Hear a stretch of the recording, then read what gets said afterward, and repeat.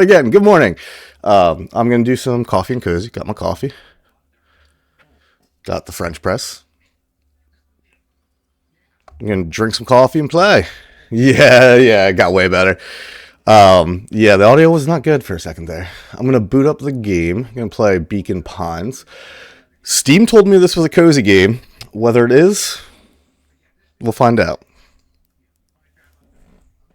Where did... It's fine.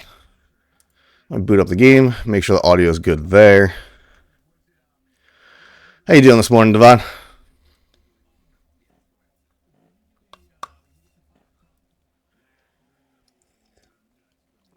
That's hot coffee. It's really hot.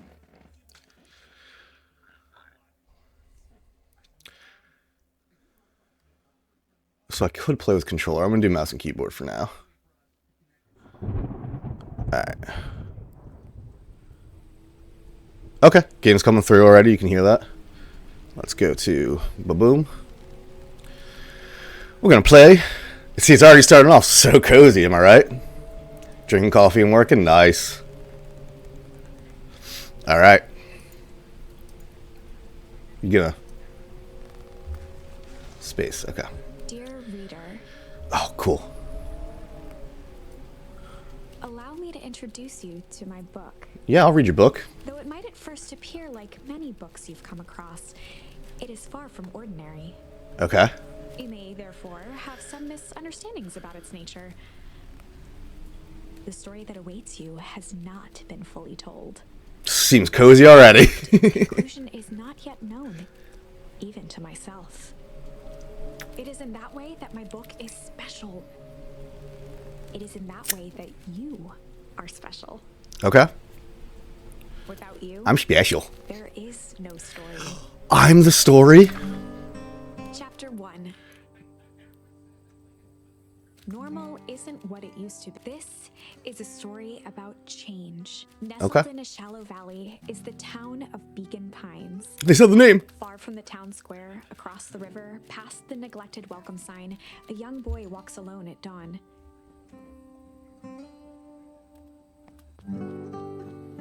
His name is Luca Van Horn, and like you, dear reader, he's here for a reason. Luca? I like that name.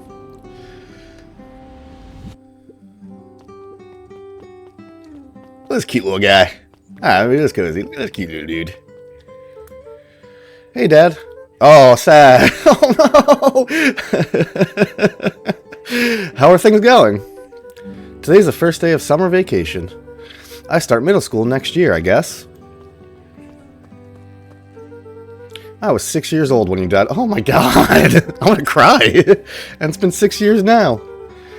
From here on out, you'll have been gone longer than you were here. Oh my god. It feels like that should mean something. Mom always said that this tree was your favorite spot in the world. Me too. Hey, Luca. I knew I'd find you here. Rollo was Luca's closest friend. Oh, Rollo. Good name. He possessed many fine qualities, but subtlety was not one of them. Well, after I banged on your door till your gran answered, and after I checked the pond and climbed up to the treehouse, then I knew I'd find you here. Rollo finally noticed the tears welling in his friend's eyes, and the flowers on the grave. Oh, yeah, right. You and your mom always did this on your dad's birthday. Oh my god. Yeah. I didn't know if you were going to keep doing it now that your mom's gone too. Oh, fuck, I'm an orphan! She's not gone. She's just missing. Sorry, I meant to say since she went missing. She's gonna come back, Rollo. Of course she is. Okay, Dad. See you next time. I think I'm ready to get out of here. Sure, lead the way. You're a good friend, Rollo. Oh, I have to hit every single one. Yes! I knew there was an achievement hidden somewhere. Oh, see. Tickle. Okay. Wonderful! I had a good feeling about you from the moment you opened my book. That charm is a very special thing. Very special indeed. Keep hold of it for now. Its purpose will reveal itself soon enough. Let me know if the game audio needs to go up at all.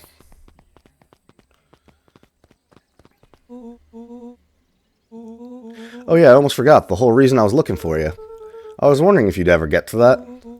I found the perfect way to start our summer. How's that? Rollo looked to the side suspiciously. Not here. They might be watching. They? Who? Shh, not so loud. Notice my voice has gone deeper in octaves. We need to do this in a secure location. They have taken your mom, and we're going to mission control to go get her back. Alright, I just have to tell Gran and then we can head out. What are you going to tell her? I don't know. I'll think of something. If it's all the same to you, I'll meet you at the welcome sign. Your Gran still kind of wigs me out. I don't do well with new people. She moved in like half a year ago. Just meet me at the sign when you're done. Suit yourself. I won't be long. And they never saw each other again. Tell Gran before heading out with Rollo. Oh, that must be hit C.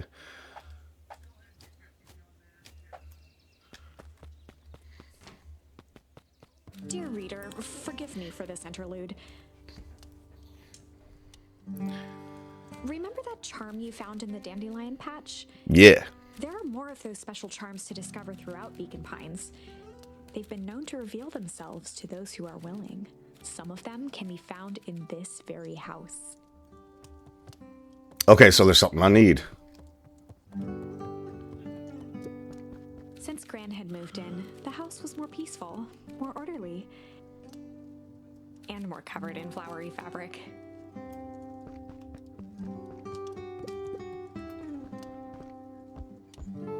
Looks like a comfy chair. Ponder. Hey, look, I got one.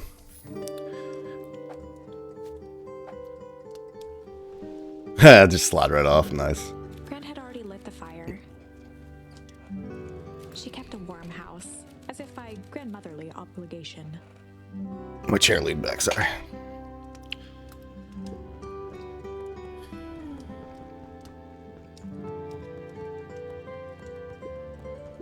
One of his father's old stethoscopes. My father was a doctor, lady. Luca had spent countless hours listening to anything and everything with it. Not for years, though.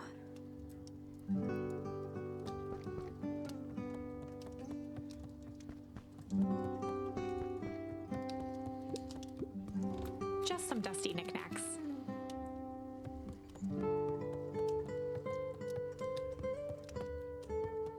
I can jump. Oh, I want to go out back. My, this is quite exciting. I am now certain that you are the one I've been waiting for all these years. You'll recall I was a bit coy regarding the use of charms earlier. Excuse me, I tend to have a flair for the dramatic. You are about to encounter your first turning point. Turning point. There are certain times in this tale when everything hinges on a single word. Step forth, dear reader. Nope. On the other hand, I suppose there's no reason to rush things. Gran will be waiting when you return. Nope, going back inside. An array of prepared meals crowded the refrigerator, each labeled with the day of the week. A pair of dull scissors, a broken can opener, a mostly empty bottle of glue, and some loose string. Junk.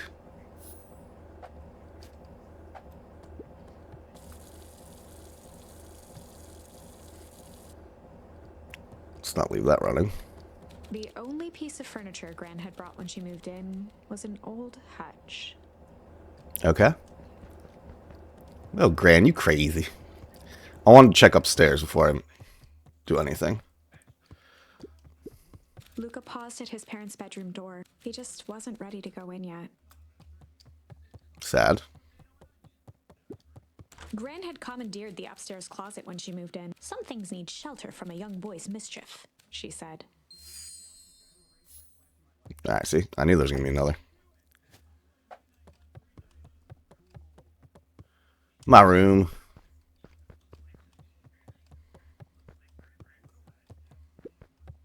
Luca tossed on his favorite old sweater. Even though it was the first day of summer, a chill still hung in the air. Nice. Gran's moving in meant that most of Luca's things had been crammed in the corner. Luca was somewhat annoyed by the situation. Somewhat. Gran's bed was undisturbed. Luca didn't mind that she had a habit of falling asleep in front of the fireplace. It meant that he could read late into the night. I like reading.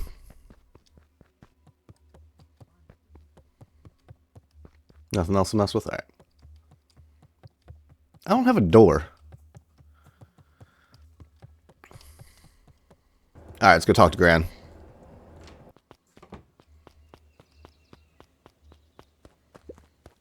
A sturdy old wheelbarrow.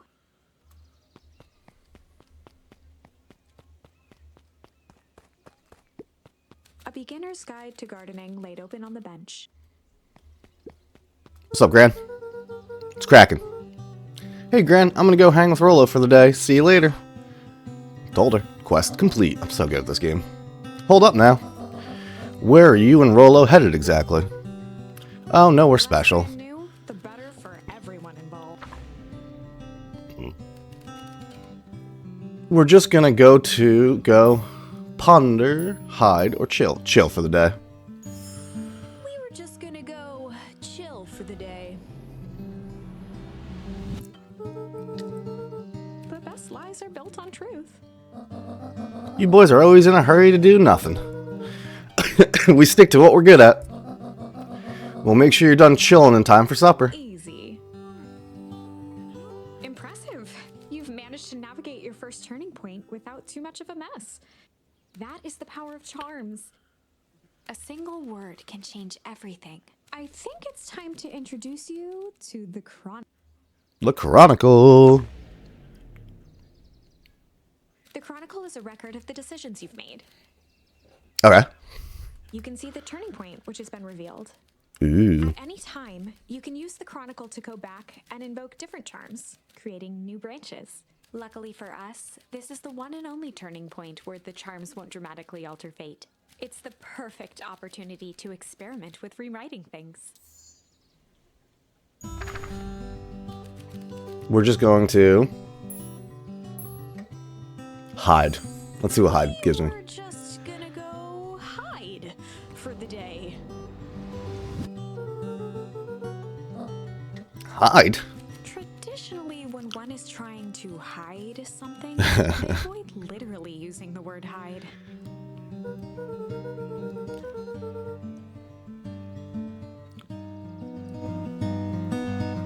Yeah, I guess Rollo bet some other kids we could beat them in hide and seek. Aren't you a little old for that? It's not like there's much else to do around here. Well, make sure you boys are done playing your little game in time for supper. All's well that ends well.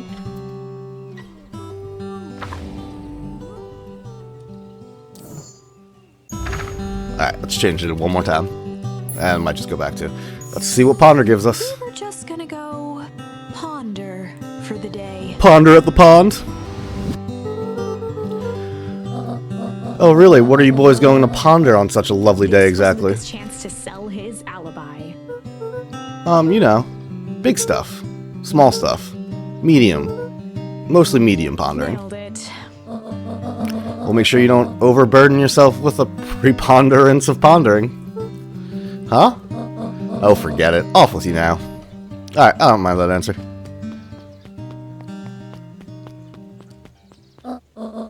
Oh, and Luca. You and Rollo stay out of trouble. I know.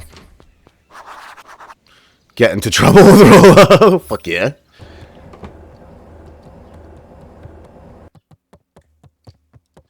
Let's go get into some business.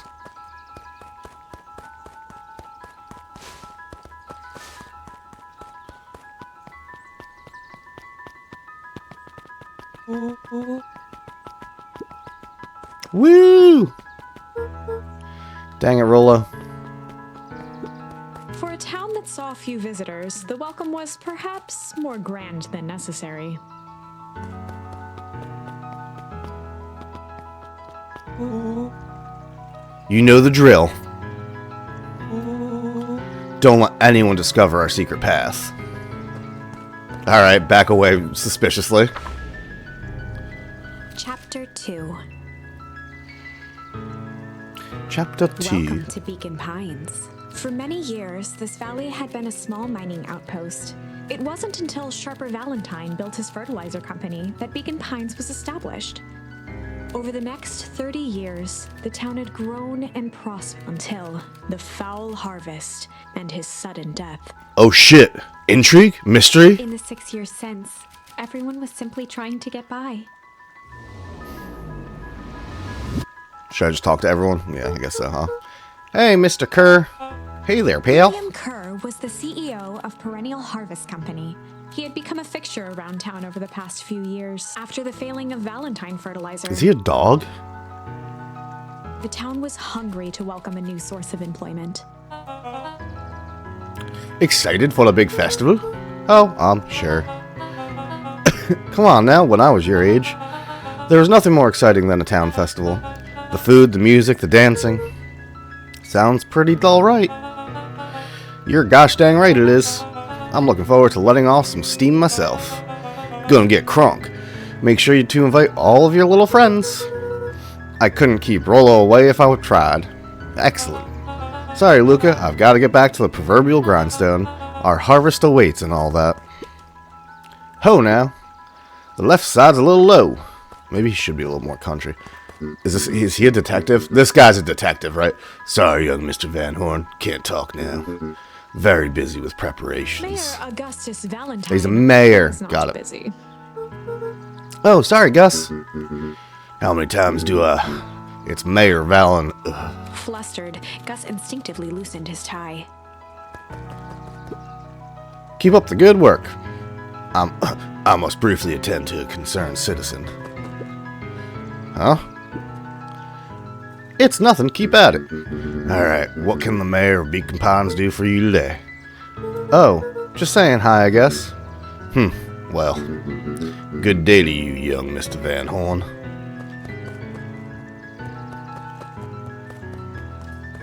Can't interact with this guy. Playing like an RPG. I need to interact with everything before I progress. I'm just chilling. I'm just a chill little dude. Yeah. This guy's sleeping. Oink oink. Mr. Sinclair. Mr. Sinclair continued snoring and lifted one eyelid just enough to see who it was, a tactic he often used to avoid undesirable conversation.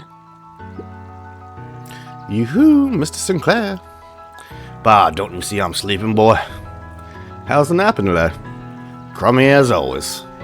Used to have a perfectly nice view from here, till Perennial Harvest put up that monstrosity of a building in the way.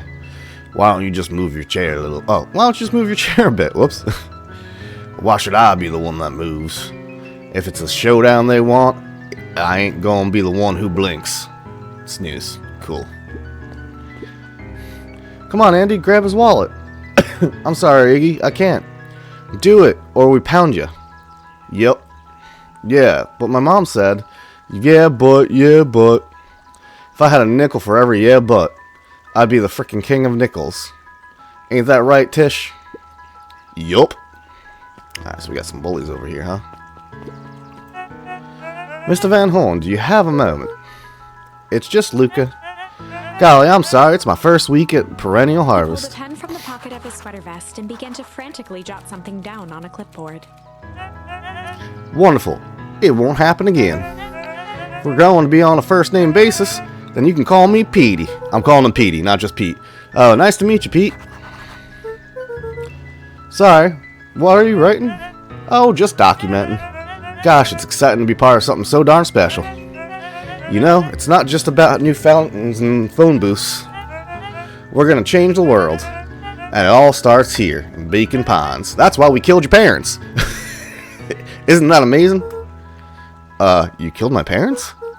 Anyway, I'd better, go to the police. Oh, that reminds me.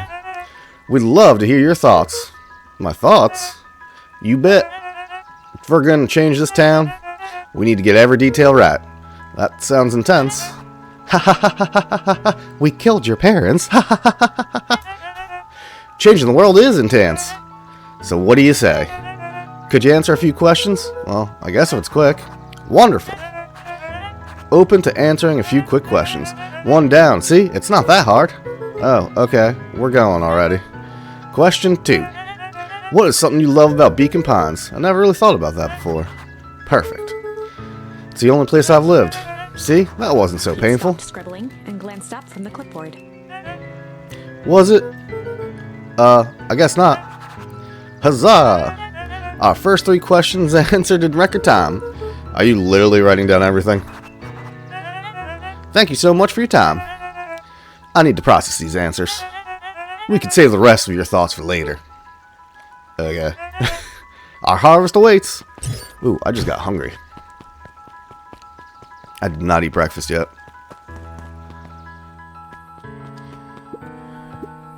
Hey, Jetson. Is the lines playing any tune today? No bites this morning, I'm afraid. Come to think of it, I can't remember the last time I reeled one in. But hey, it was never about the catch. This is where I come to think. Yeah, that's what my dad used to do here too. That reminds me. If you ever want his chair back, I've taken to standing recently.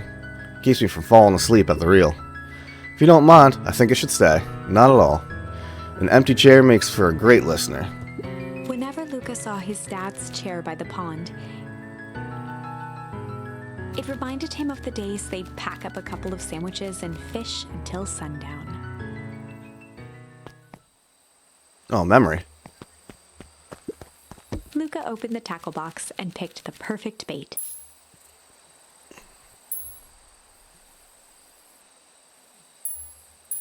Luca gently baited a feather onto the hook, good for skimming the surface.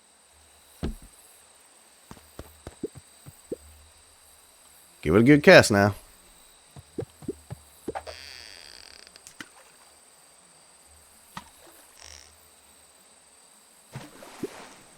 You'll have to reel in a bit faster, or your catch will lose interest.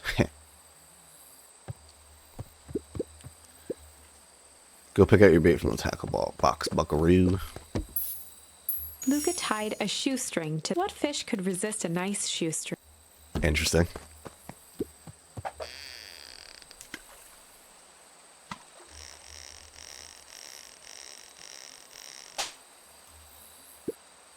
Easy there, buckaroo. You don't know your own strength. Luca gently baited a feather, good for skimming the surface. We're just gonna keep switching until I get something.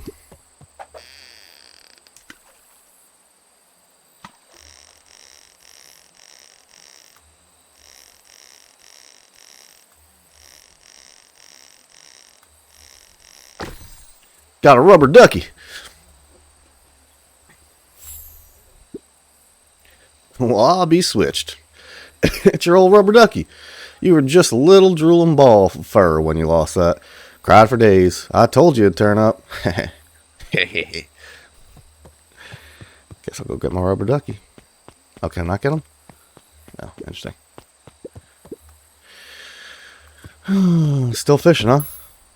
Luca gently baited a feather, good for skimming.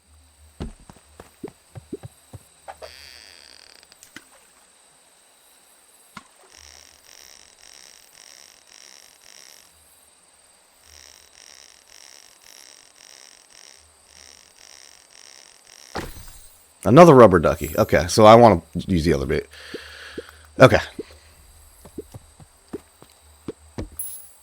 Luca tied a shoe. What fish could resist? Maybe I don't have the thing I need for this memory.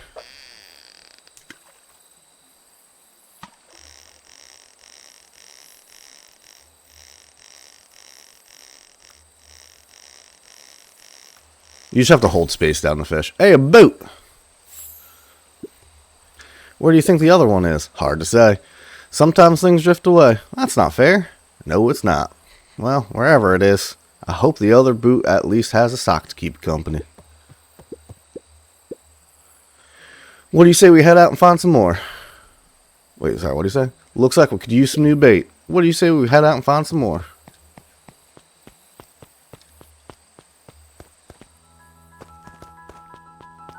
Okay, well, let's see. Is there more bait to be found?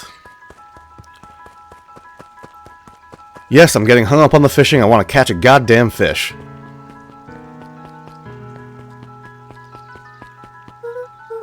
Oh, Rollo's waiting for me at the treehouse. Alright, maybe I have to come back to it.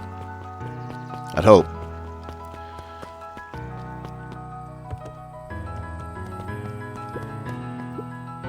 Mission control. Authorized personnel only. Okay. The boys had a good thing going. As long as they kept old Jeff happy, they had an endless source of precious materials to add to the tree.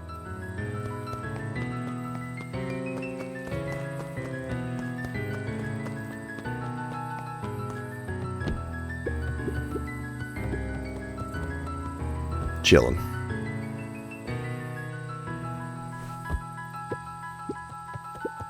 After Luca's father had passed, Rollo became obsessed with them building their own Hank atomic star scraper. It was some time before Luca realized it was Rollo's way of keeping him occupied.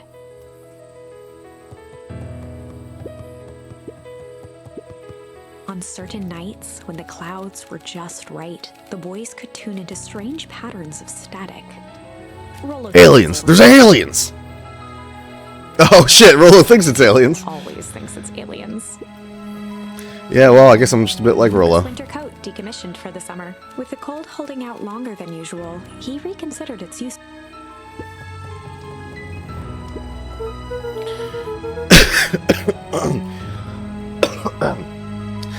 Okay, what's this top secret plan to start our summer? So you know about the abandoned warehouse by my place?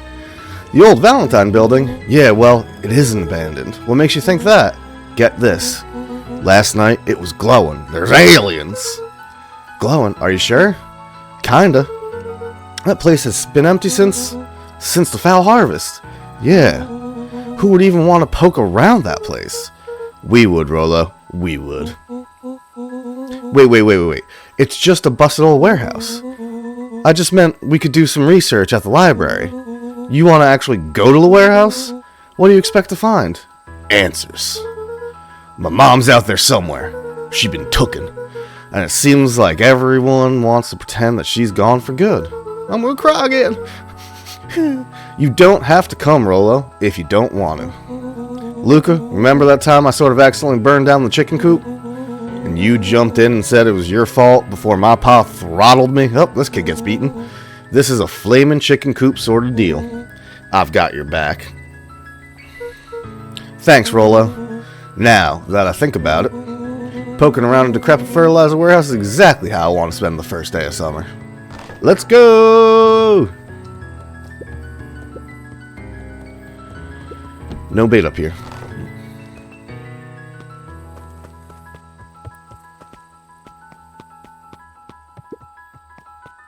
Alright, we'll go fishing again soon. He's out of breath over here. I'm just catching my breath. A bit. Go on. I'll catch you.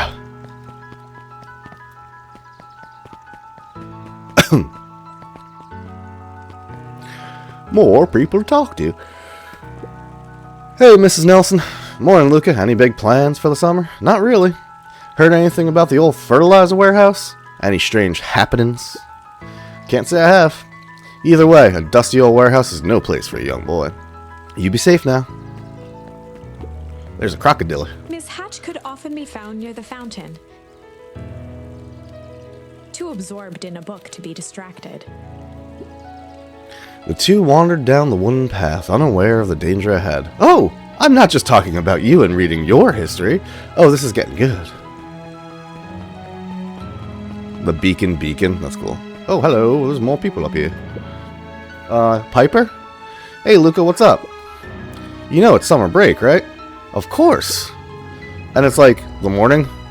Correct. And you're studying. Like they say, the early bird gets the proper education required for a successful and fulfilling career later in life. Hey, Zariel. Hey, Luca. Could you please tell this lazy butt to help out in the cafe? Lumi, Zariel would like you. Luca, let me give you a little gem of advice. If you never do what you don't love, then you'll never work a day in your life. Wow. You're really setting the kid up for success. That's pretty cool.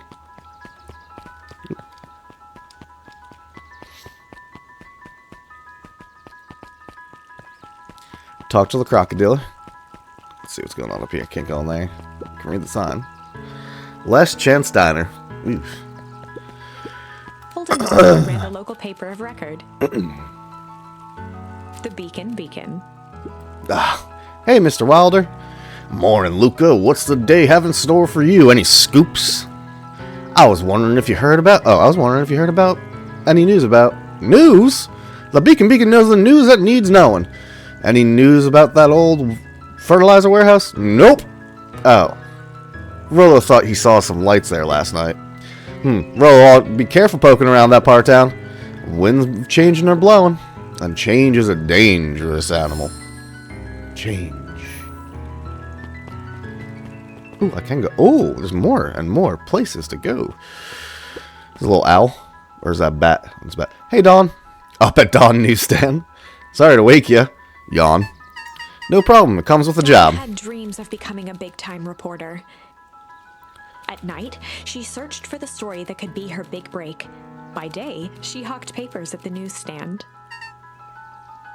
What's up? Rollo said he saw some strange going on at the warehouse. You know anything about that?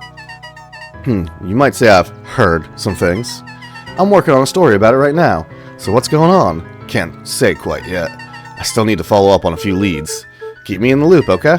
Sure thing. Things seem to be quiet in town today. Yep, everyone's preparing for the festival. She'll be back to normal tomorrow. Catch you then? Catch you then. Oh, and Luca? I'm really sorry I haven't been able to find anything out about your mom yet. I'm just grateful that you tried. I'm still keeping my ears up.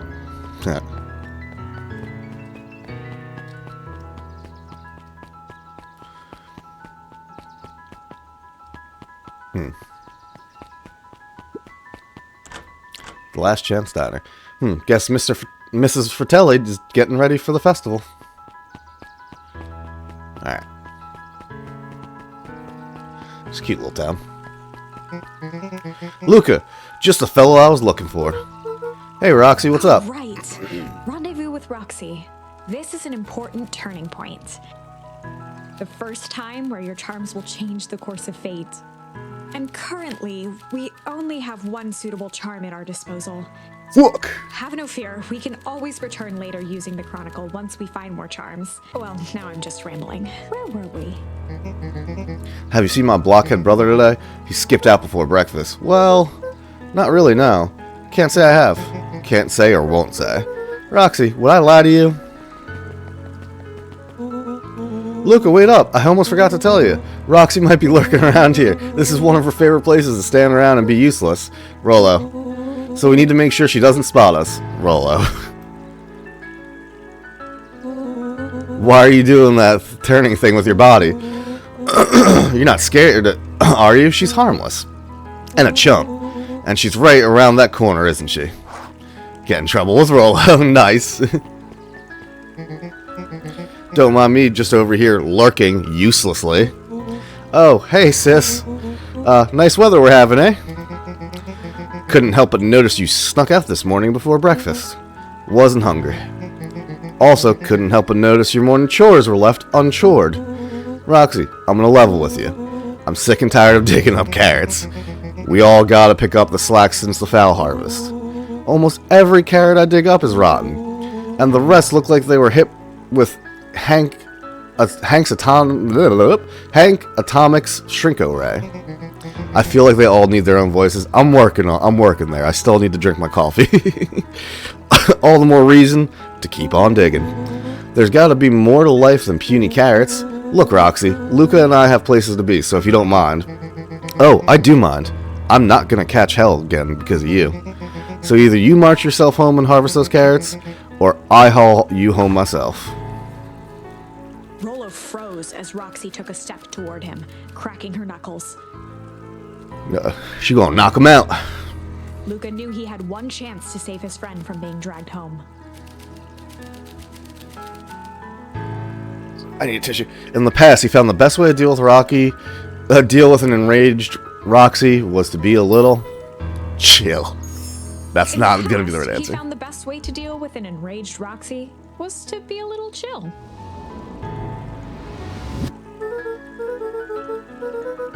Come on, Roxy. It's the first day of summer. The sun's shining and we just want to take it easy.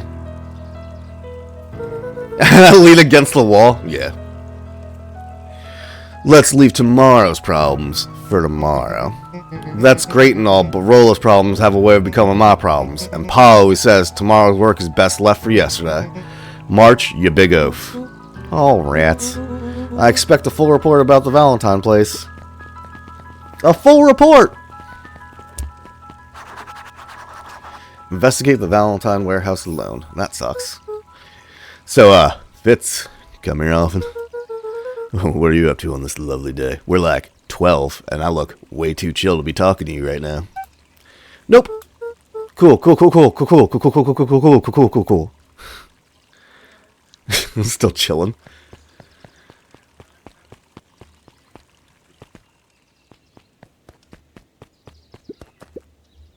Hey, Griffin. How's the ice cream gig going? Not great. It's still pretty cold out. And I'm in the business of selling cold. I'm sure things will warm up soon. Mr. Tolliver's not at his grocery stand. Not at his grocery stand? That was a question. He's prepping for the festival, I guess. Gotcha.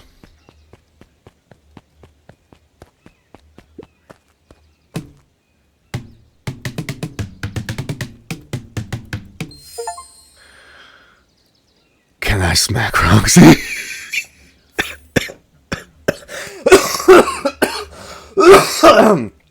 Oh, man. I might be catching something. But not fish. Hey, Bert. Hi, Luca. I'm doing some fact-checking for the town history exhibit. Look, kid, I'm just here to put up the lights. But did you know, when the town was founded, there were only 7 citizens? And they all worked for a mining company. And there was only one dirt road leading to the town. And there still is only one road leading to the town. Oh, right.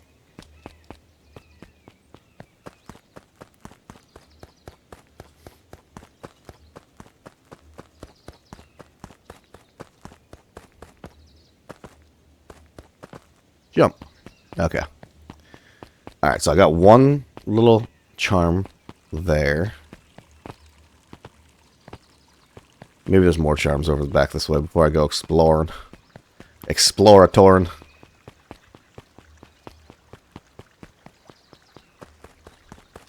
Unless this game just wants me to go back. It seems like it's pushing me going back through the tree. The road leading to Beacon Pines was long and a sort of natural barrier for the impatient. Okay, nothing for me there.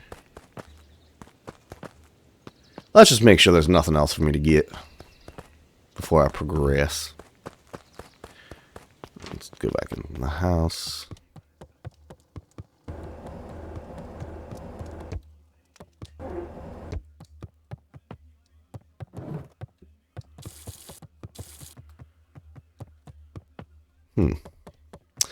I just want to see if there's any other bait before I progress. Like I said, it wants me to go through the tree. It keeps pushing it. I didn't explore the grave much more than I already had. Let's see if I can. I just want to hit every single one. I know I said that before. Choo.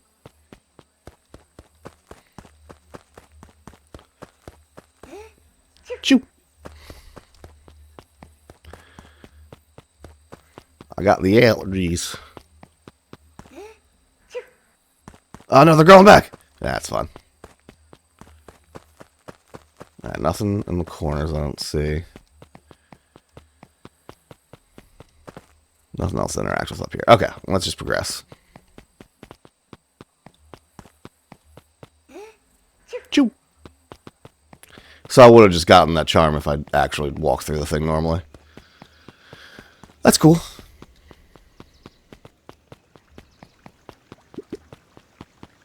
Chill. The bullies. Little rabbit dude.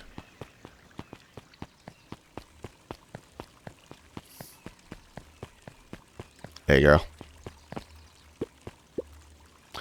Sharper Valentine, founder of Beacon Pines. Never underestimate what a great man can do given time. Sharper A Valentine. bit much, if you ask me.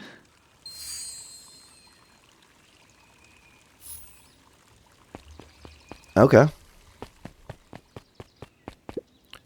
Hey, Solomon. Apologies, no time for chit-chat. I'm a business dog. Looks like the library hasn't opened up yet. I'll check back later. Nuncreed's drugstore. Luca, my boy. Hold up a tick. Oh, hey, Mr. Nuncreed. I was just on my way too. I sold the last jar of your grandmother's preserves.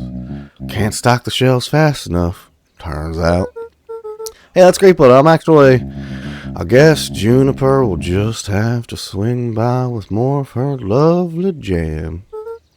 Uh-huh. Well, don't let this old dog slow you down. Just remind her that she still owes me that dance. A promise Gran regretted. Happy? I did a voice, the Devon. second it was made. Will do. She's a fine woman, that Juniper. Yeah, she's pretty cool, I guess. Real fine woman. Gotta go. Sweeter than any jam on earth. Alright, buddy. You got the hots for my gran. I get it. The phone booth was brand new. Part of Perennial Harvest's Beacon Pines Reborn initiative. It didn't see much use.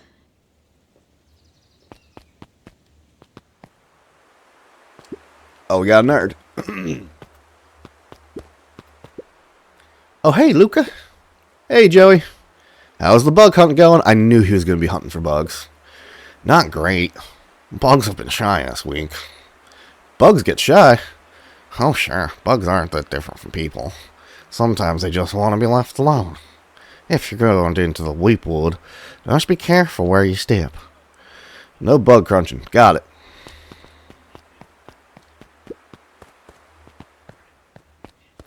Wait, hold on. Luca peeked up at the beehive. It appeared to be deserted. That's strange. After the foul harvest destroyed their wealth and reputation, the Valentines shuttered off their estate from the rest of town. The Valentine mansion loomed over every other building in town, both figuratively and literally.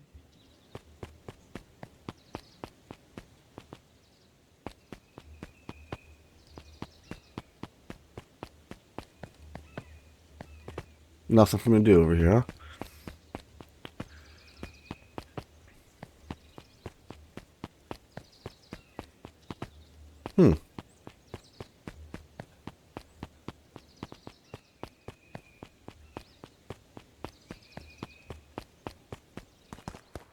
Alright. To the woods we go. Can I get mushrooms? I'm getting some shrooms. Alright.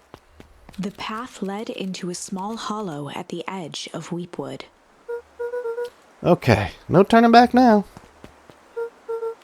Caution. Electrified fence. Does that The sound new? fence thrummed with a gentle electric buzz.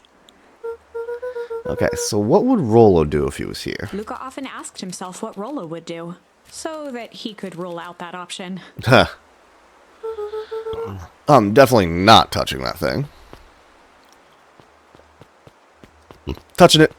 We're touching it. As sparks flew from the fence, the light atop that section shut off. 2 bulbs remained.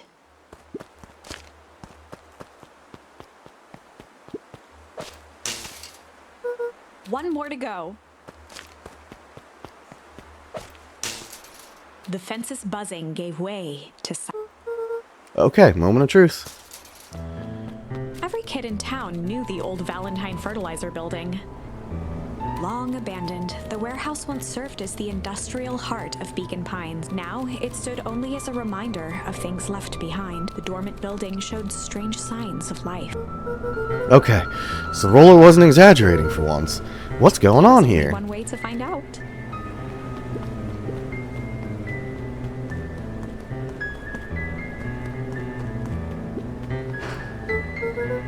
Wow, that smells awful. Too bad Rolo's not here. He'd have no problem poking around in there. The hose emitted a subtle sound. It was actively draining some kind of liquid.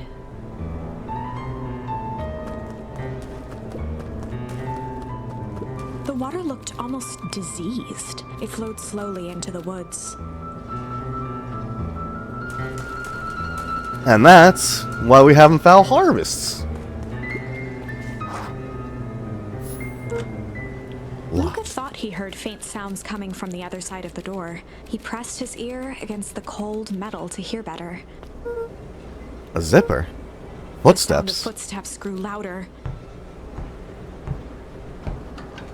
Uh-oh. Hello? Shit.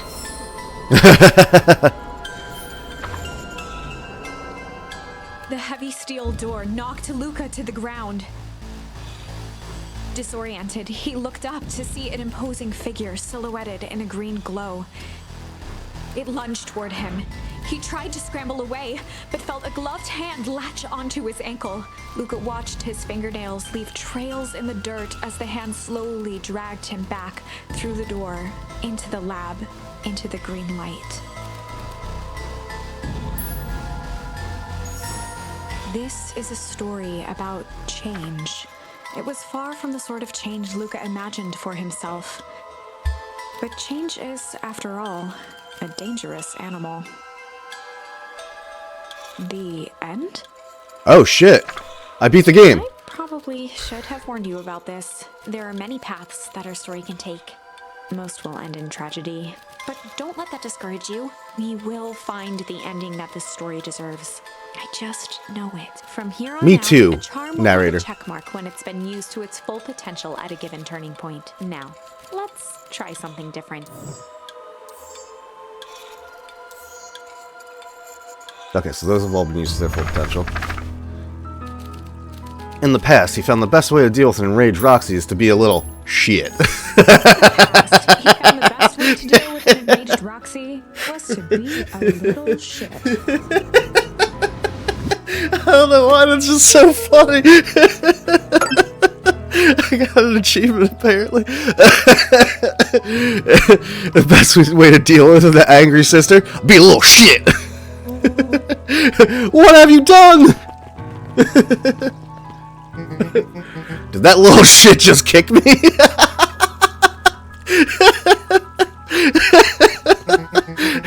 Run all you want, you little twerps. You gotta come home eventually. We're about to go get killed. No!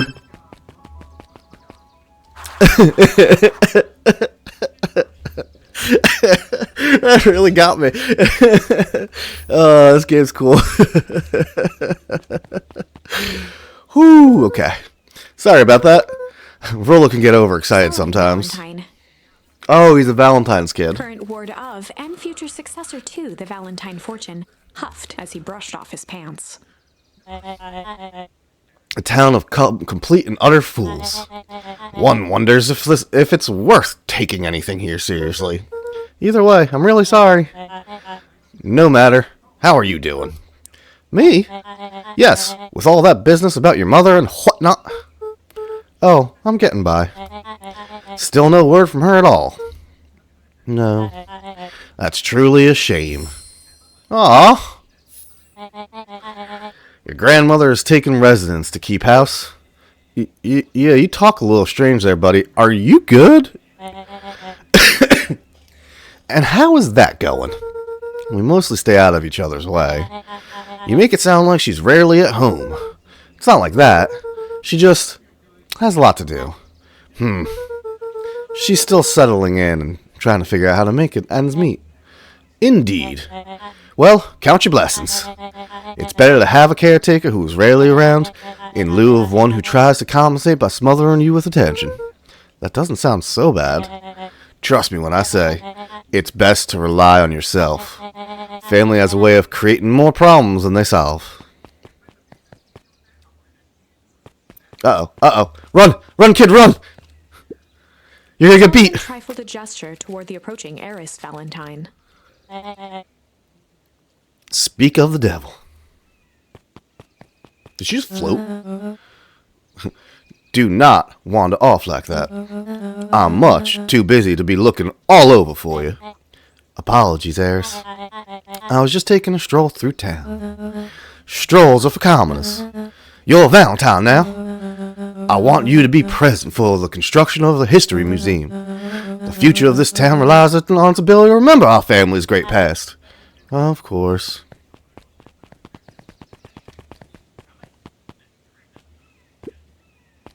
Oh, there's something over Jeff's here. hardware closed down about a year ago. The effects of the foul harvest stretched wide. When there are no crops in the field, tractors don't need fixing. Okay. Should I follow them? Oh shoot, Rollo's waiting for me. No, I can't go back. Alright. Let's have another conversation. Luca, my boy, hold up a tick. Sorry, Mr. Duncreed. Kinda in a hurry right now. Oh, cool. Kids will be kids. Boy's too much of his father in them.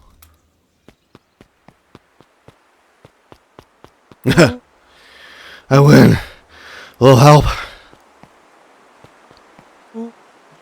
Rollo's gonna sound like me. You know what? Let me run up and down the stairs real quick, and then I can really do Rollo's voice. I am the champion. We were racing.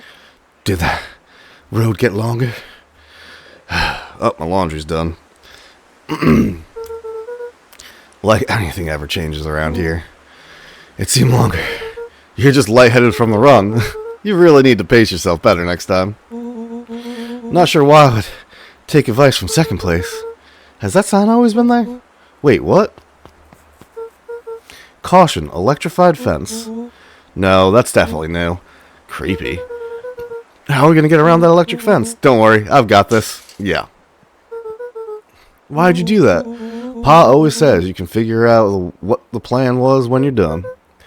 Great. What now?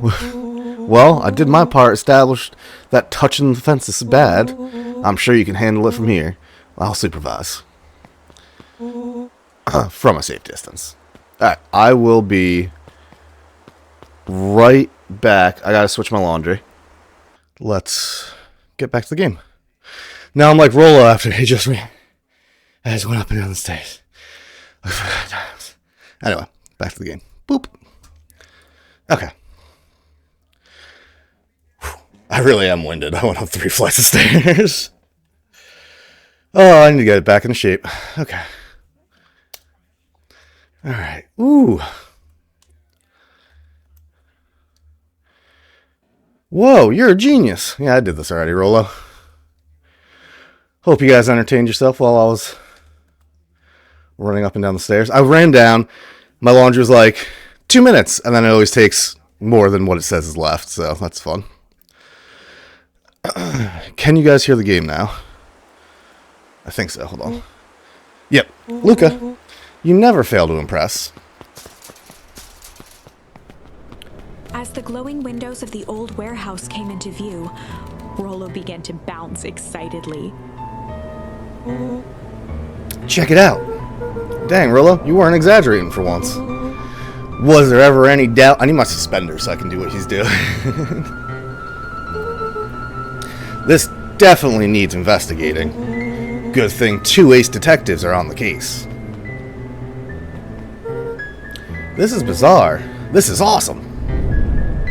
Rumble. Rumble.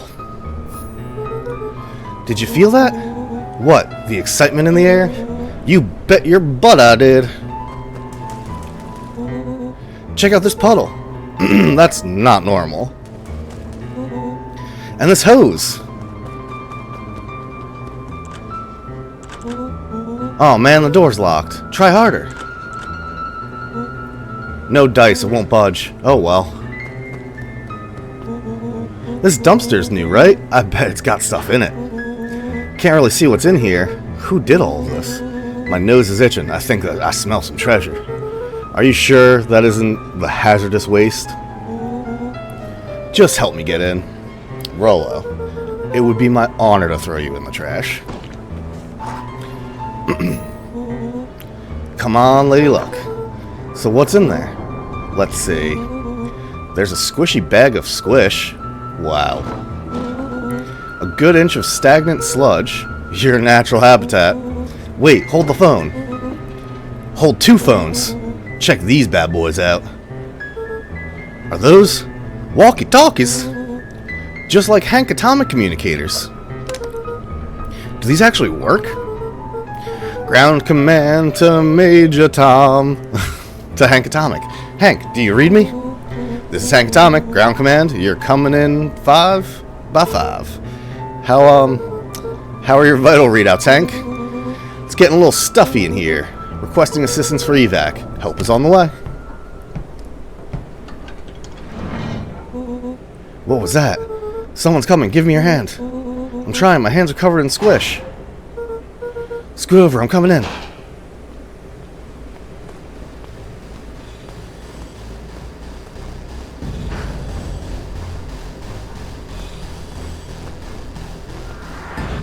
Spooky. I need to top off my coffee. Tell me you saw that. Dude, I don't know what I saw. He's coming back. Get down. Is that a body? That looks like a body. Filling up my coffee. The boy sat I'm almost out. petrified under the weight of the bag. The boys sat petrified under the weight of the bag, she said that. Oh god, tell me that's not what I think it is. Luca, do you know what separates run-of-the-mill detectives from ace detectives? A ridiculous hat? When the chips are down, ace detectives dig deeper for Rollo clues. felt around at the large sack which burdened them. He Aha! snapped off a tag from just within a small zipper opening in the bag. It's some sort of badge or something. What's it Rollo say? held the badge up to a faint shaft of light within the dumpster. Dr. Prescott, Deep Engineering. It's a name tag. Who would throw away a bag full of slimy old name tags? I think it's just one name tag in a bag full of something else. Oh, okay. I think we should make a break for it. Stay calm, this is no time to panic. I'm not panicking! You're panicking! Rollo, calm down. You don't have to squeeze my hand so hard. Dude, I'm not holding your hand. Quit messing around. What other slime-covered hand would be in here? Ah!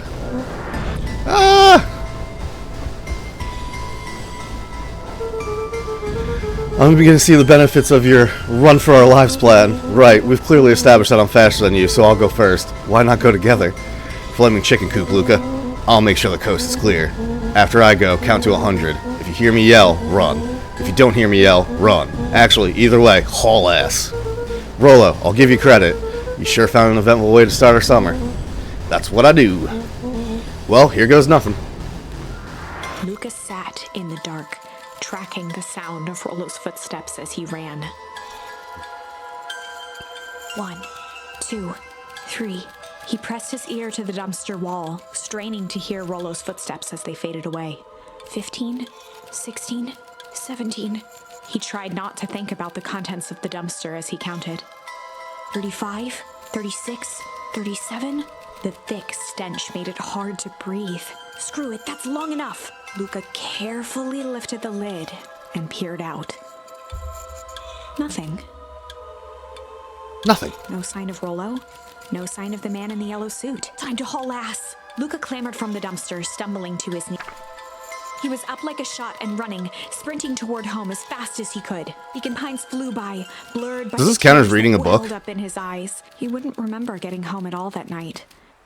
Throwing his front door open, storming up the stairs to his room, and surrendering to sleep almost as abruptly as he hit his pillow. Chapter 3. Chapter Finding 3. a friend. Oh no, Rollo's missing! The next morning, it was quieter than usual at the breakfast table.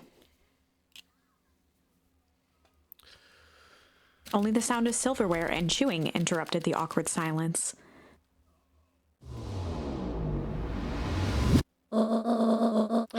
I finished jarring a mess of jam last night. So that'll need to get delivered to town today. Okay. So what did you and Rollo get up to yesterday? Oh, nothing interesting.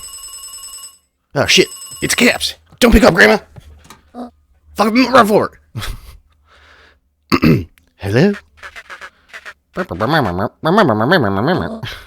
Calm down. No, of course it was the right thing to do.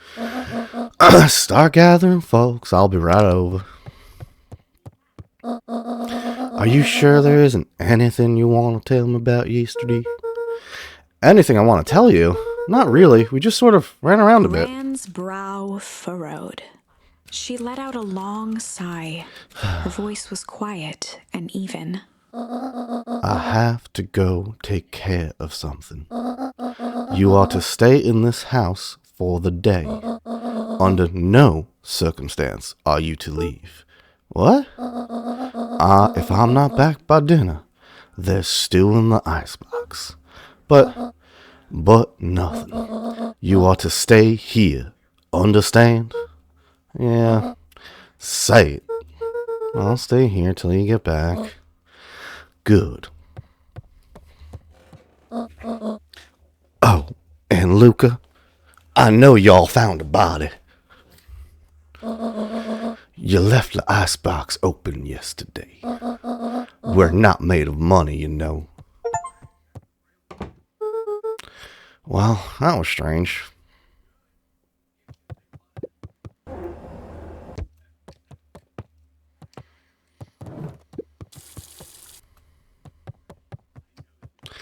So I wonder what's happening. Luca's gonna get found or something? Or Luca Rollo's in trouble?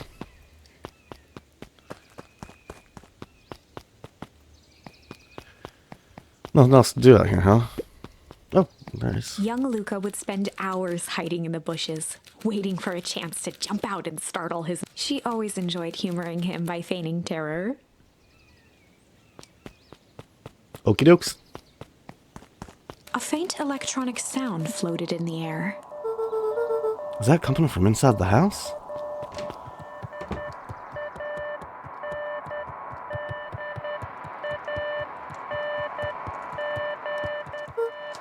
Hello? Is anyone there?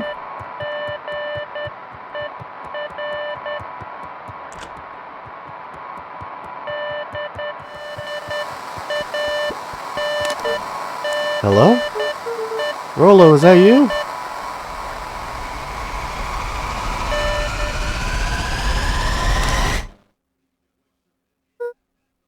Over?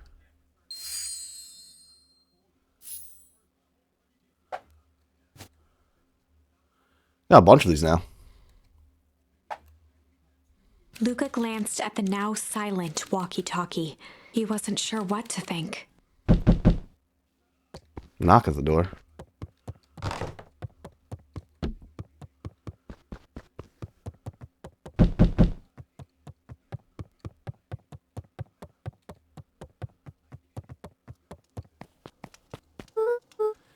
Oh, hey Roxy. If this is about me accidentally kicking you yesterday, is Rollo here? No. Look at me, Luca. This is serious. Is Rollo here? No, I haven't seen him since yesterday. Rollo didn't come home last night. What? A pit formed in Luca's stomach. Where was the last place you saw him? We were playing around in Weepwood, and then it was late and we went home. Weepwood, if he's alive, I'm going to kill that little creep. Is there anything else that he said? Luca's mouth felt dry. No, we were just messing around. Okay. I need to go let people know to check the woods. You just stay out of trouble. Go see if he's hiding in the library or something. Luca could feel his heart beating in his throat. Rollo. Where are you?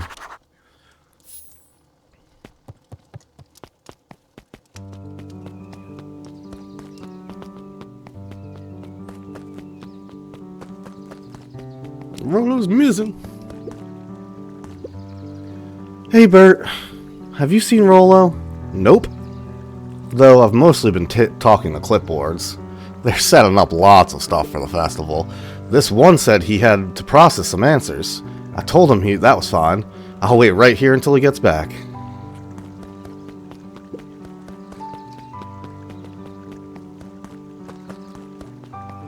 Let's talk to... yeah, let's talk. Because I'm going to go to the fort first. Sleeping. You got more questions for me, mister? Howdy, Luca. Hello again, Petey. I'm not Petey, you silly goose. It's Toby. Could have fooled me. Well, hey, it's no problemo. The important thing is, we'd love to hear your thoughts. Yeah, I'm getting that impression. We're all part of something special, Luca. And it all starts right here in Beacon Pines. I got it. Toby looked up from the clipboard excitedly. That's right. So how about you start by telling me? Look, no offense, but I've got my own stuff to take care of. Oh, you joker. We're all part of this together. You just let us know when you're free to answer questions.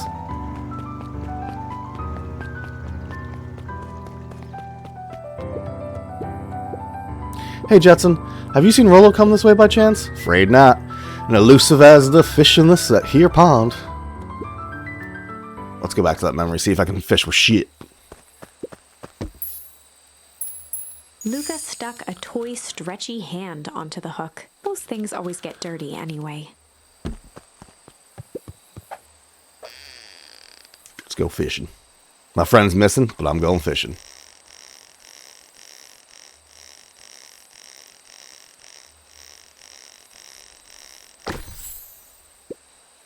Should we give it to Mom? She likes jewelry. That's sweet thought, buckaroo. But I'm not sure she'd fully appreciate a pawn bracelet.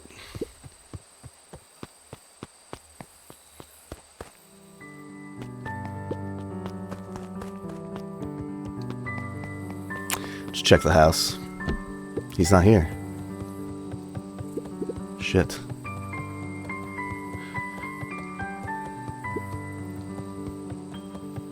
Uh-oh. Where's Rollo? He's not in our hideout. Rollo!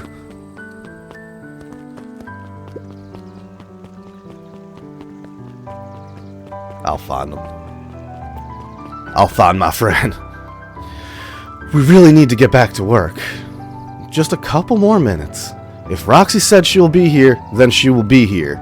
I just don't see why I'm standing around, doing nothing, and waiting for Roxy, when I could be standing around, doing nothing, and getting paid for it. Oh, come on, Lumi. Roxy needs our help. Yeah, well, good intentions don't qualify as legal tender. Ugh, my parents wouldn't listen. No offense, but isn't Rollo always getting into trouble? Something feels different this time. What can we do to help? We need to check where the adults aren't, so I guess it's up to us to check the Weepwood. Our shift doesn't end for another couple of hours. We could spend the time making posters. That would be great, I guess. Right, Fitz and I will check the Weepwood. We'll be back later to pick up the posters. I think my dad has a map of Weepwood. Let's swing by my house and grab it before we head out.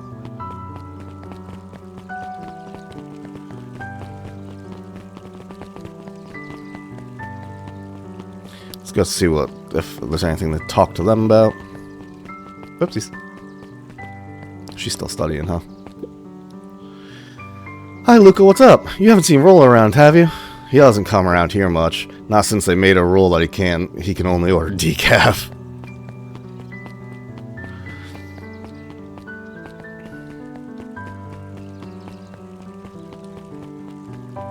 You can't go up there. She's always in her book. His eyes went wide in disbelief. What do you mean, vanished? That's impossible. Oh my. He doesn't even see the danger he's in. Yeah, she's reading my book. What about a missing child? I must stress the situation is completely under control. It all just seems so terrible. And you're sure there's nothing we can do to help? Nonsense, young Miss Cotter, Mr. Cotter. Mr. Cotter will turn up safe and sound, I am certain. Just focus on settling in. Trust my sister has supplied you with a suitable lodging? Oh yes, Miss Valentine has been more than accommodating. We were just telling our daughter Beck that. Now where did she run off to?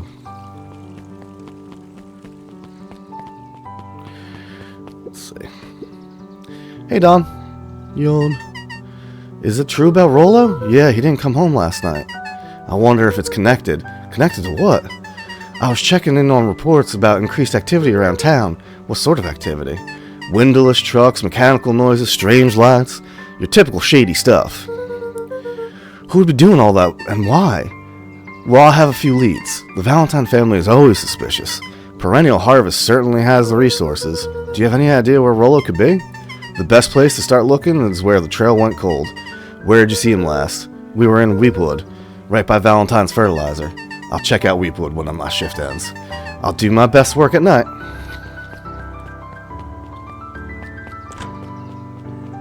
Where was the library? Down?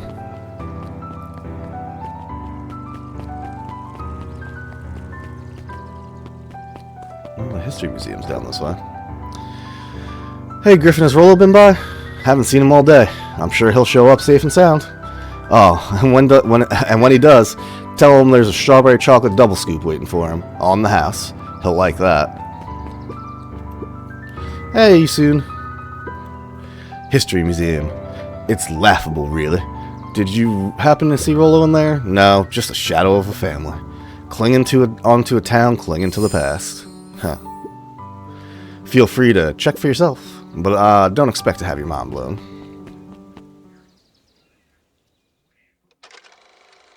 Oh, it's video. We all know Beacon Pines is a great town. What you may not know is great towns grow from mighty roots. And that is why you cannot tell the story very old of Beacon school. Pines without telling the story of one Sharper Valentine. Young Sharper's keen intellect and strong moral fiber led to a grand vision. A vision of a community dedicated to a better tomorrow. In his own words, a better tomorrow is within our grasp, but it requires a singular mind to harness it. Lucky for us, he decided to grow that vision here, in Beacon Pines. And how does one grow a better tomorrow? With fertilizer, of course. Valentine's Fertilizer Company became the lifeblood of a town yearning for purpose. But then tragedy struck. A scientific experiment gone wrong. Oh no! An accident which took Sharper away from us far too soon.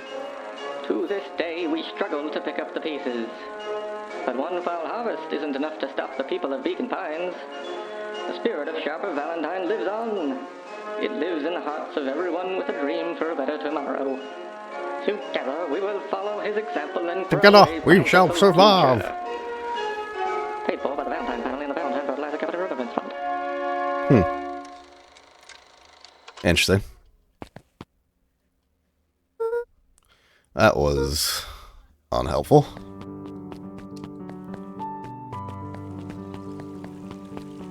Where was the library? Was it this way? It was, wasn't it? Yeah, there it is.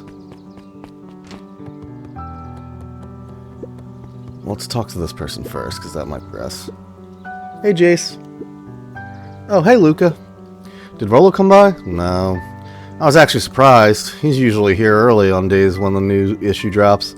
Rollo's the biggest Hank Atomic fan I know, besides myself, that is. Well, if he does swing by, tell him to meet me you know where. I don't know where. No, he knows where. Oh, roger that, Space Cadet. The bottom corner shelf was a dusty array of thick science books. Only one binding was closed. Gross science. Cellular biology and the chemistry of mitosis. What about your toesies?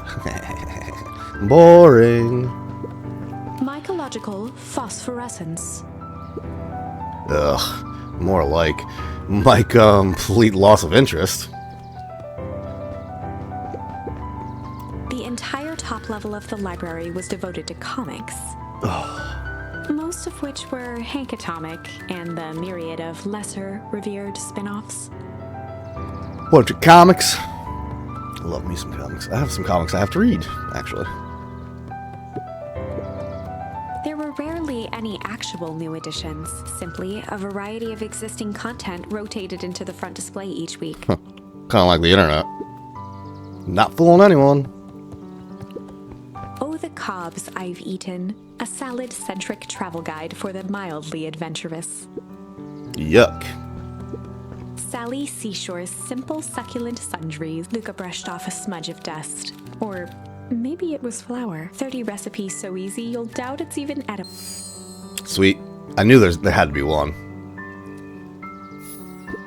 A peek behind the curtain. The method methods and ruminations of Patrick C. Montesquieu, one of the greatest acting minds of our time, by Patrick C. Montesquieu. Oof. Poke around the library. Yep.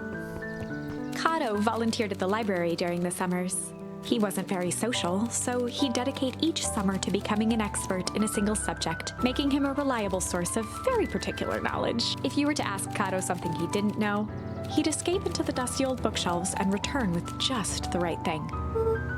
Hey, Kato. Kato was lost in his reading. Luca crooked his neck to see the title, Introduction to Melitology. Oh, hey, Luca. You snuck up on me. Good book. Dunno, just started it. Gestured to the shelves. I'm really running out of books I haven't read yet. So now it's on the wonderful world of bees. Turns out bees are pretty cool. For instance, did you know that about 70% of bee species actually live in underground tunnels? Or that if there are 2 queens in a hive, they will fight to the death for supremacy? Whoa! I got fight. That's interesting, but you haven't seen Rollo around recently, have you? Not since yesterday. Keep an eye out for him, okay? Sure thing. If I see him, you'll be the first to know.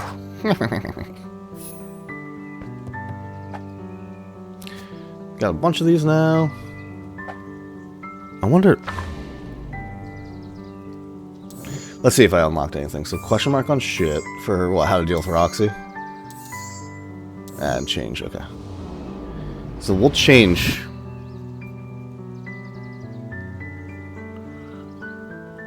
That. Oh, so shit wasn't everything with her? What's up, boy? What sort of monster puts candy behind a locked door?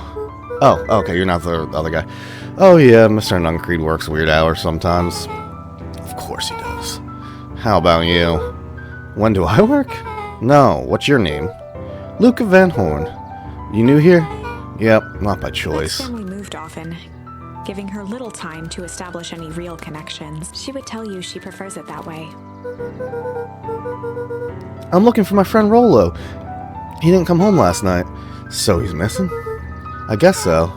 Like, missing? Does that sort of thing happen a lot around here? Luca shifted his feet uncomfortably.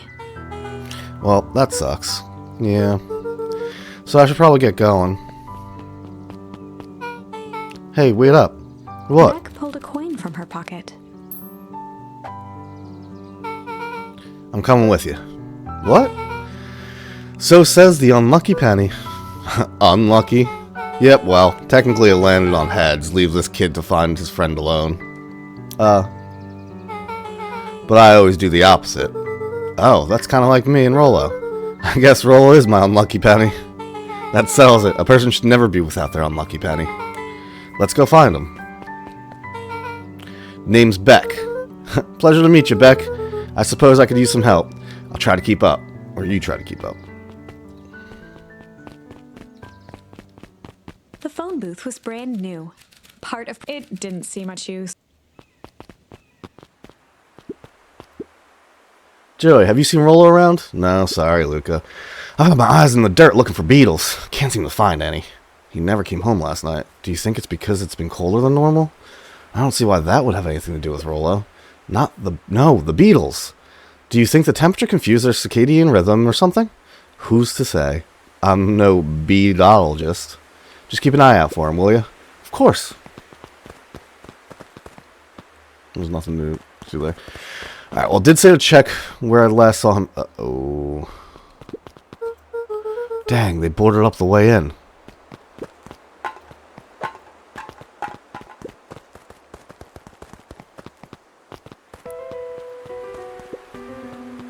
Luca felt a chill as he approached Beck. Her eyes were locked on the strange green liquid.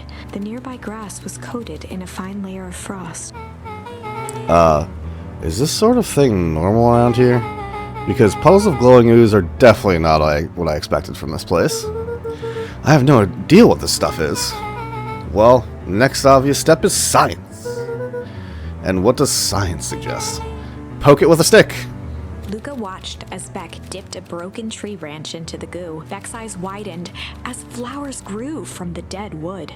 First small buds, which quickly bloomed into vibrant petals. What the? As Cool. quickly as they had grown, the flowers began to shrivel and turn gray. Beck dropped the stick with a grunt of disgust. Okay.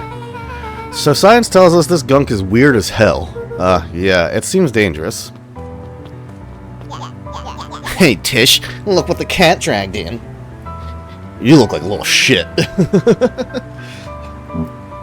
Yup. I don't have time for this right now, Iggy. Don't say things like that. It hurts Tish's feelings. Ain't that right, Tish? Yup. She looks fine to me. Why, hello. I don't think we've been properly introduced. Iggy's the name. This is my compatriot, Trish. Yup. You've probably heard of us. Can't say that I have. I'll forgive you just this once on account of you being new around here. Why would you hang out with this old dud? Oh, he seems pretty alright. Iggy, why do you have to be so? You. Has he even told you that his parents skipped out on him? Shut up. It's true. They got tired of having such a pathetic kid and left him. Iggy, I'm only gonna say this one time. Don't fucking, I had to add in fucking, talk about my family. Look who's grown a backbone now that a girl's around. First his pops croaks, then his mom finally couldn't take it anymore and bounced. Oh, I'm gonna beat the shit out of this little fucking punk. I'll whoop his ass. By the glowing puddle. Beck could see tears welling in Luca's eyes, his fists clenched. Some things about Beacon Pines were very different from the city, but a bully from a hayseed town is really no different from a city bully. Beck took a deep breath and thought.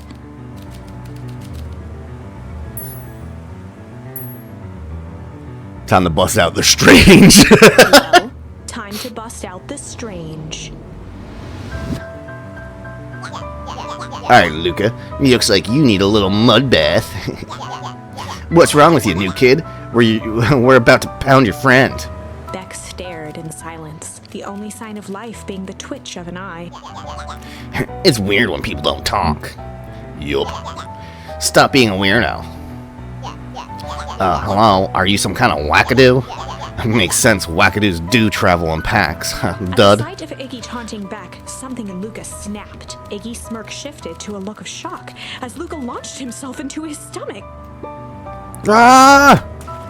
Iggy's Oh shit. were drenched in the glowing ooze. You jerk, my clothes are ruined. I'm gonna... His voice began to slur as he struggled to get up. Struggle. I don't feel so good. I'm sorry, I just... Oh shit. Yup.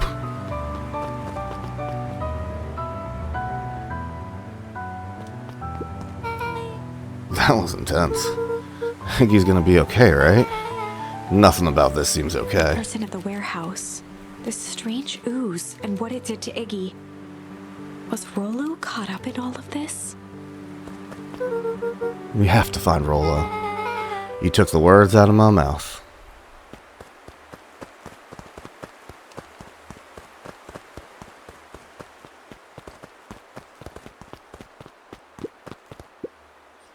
Property of Valentine Fertilizer Company. Looks old. Let's just check. Did I unlock stuff? Okay, shit's not questionable anymore.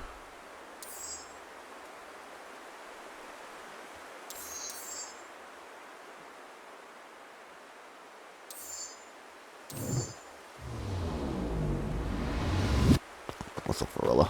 Not gonna change anything just yet. Uh-oh.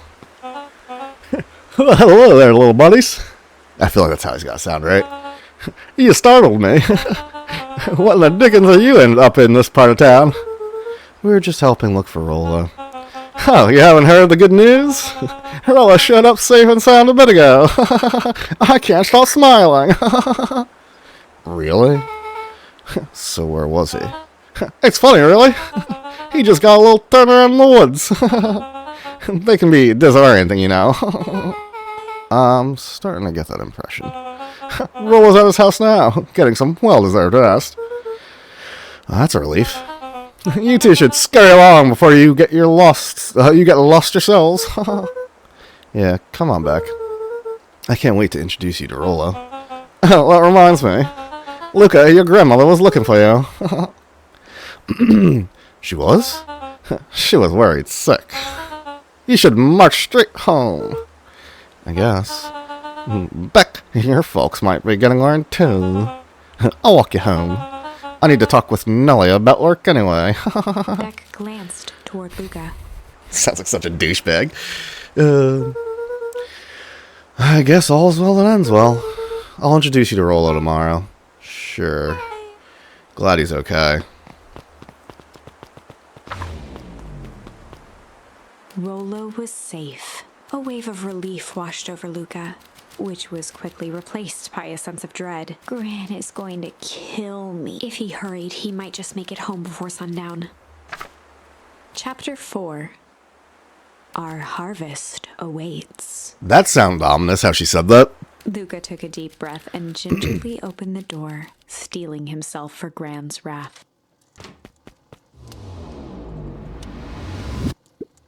Gran? I'm home. Everything's fine.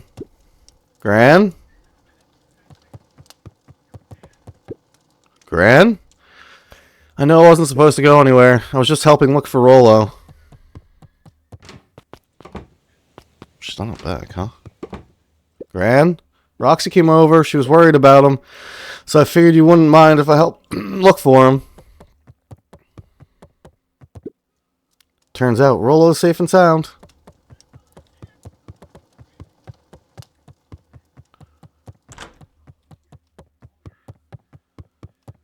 Luca was alone. The house was empty.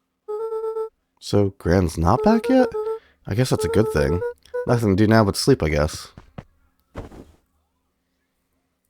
Luca was sitting by the pond, listening to small waves lap against a rock. His father sat in a folding chair in front of him. Without turning, he spoke.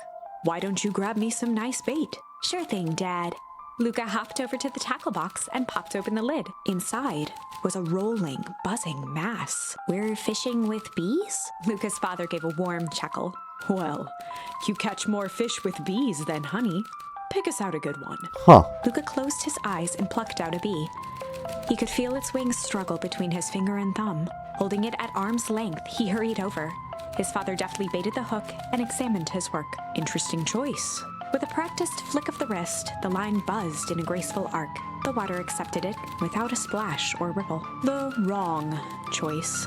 But I respect it. The pond began to freeze over. Sometimes we gotta make the wrong choice before we can make it right. Pallid ice propagated across the still surface with an alarming speed. Luca scrambled back as the ground beneath him turned cold. Well, why is it like just a black screen for this? Dad, I don't understand. Sorry, kiddo.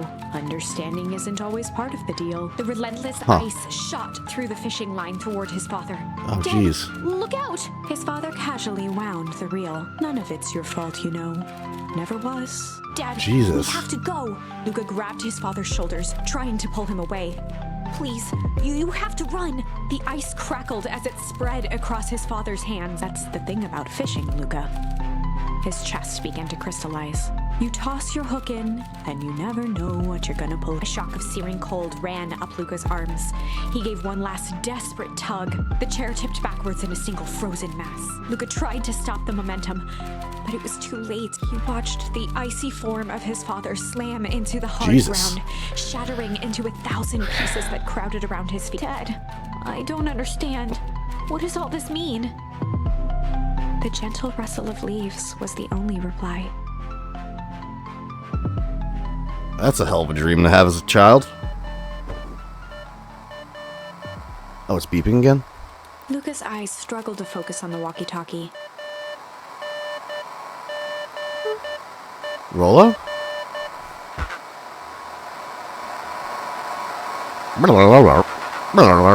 Faintly, he could hear Rollo amongst the noise. Luca!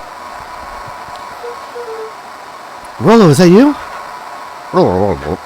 Luca! There? Rollo, it's the middle of the night. Luca, thank God. Listen, I don't know how long this will work down here. Down here? His voice was coming through more clearly now, but some words were still just static. Listen to me, someone grabbed me yesterday. What? The man in the hazmat suit? It was... Took me to some sort of... I think I'm underground. Underground? Are you okay? Kinda. They seem more interested in... For now, at least. Mr. Kerr said you made it back safe home. Kerr? No. Trust... He's... Hold on, someone's coming. All went silent. Rollo? Rollo, where are you? Still, waiting for a response. His pounding heartbeat marking the passage of time. Okay, I think they're gone. Rollo is getting worse. I can barely hear you. Began to fade. Losing signal. Not much time. Mission control. You need to the treehouse. The treehouse. The signal died for good. What was he trying to say about the treehouse? What's at the treehouse? The antenna. He wants me to use the antenna in the treehouse to get a better signal. Rollo, you're a genius. Luca grabbed the walkie-talkie and sprinted to the treehouse. Okay, but before I go, what happens at the graveyard at night? I can't go that way. Beans. I want to go that way. Luca heard a group of footsteps approaching.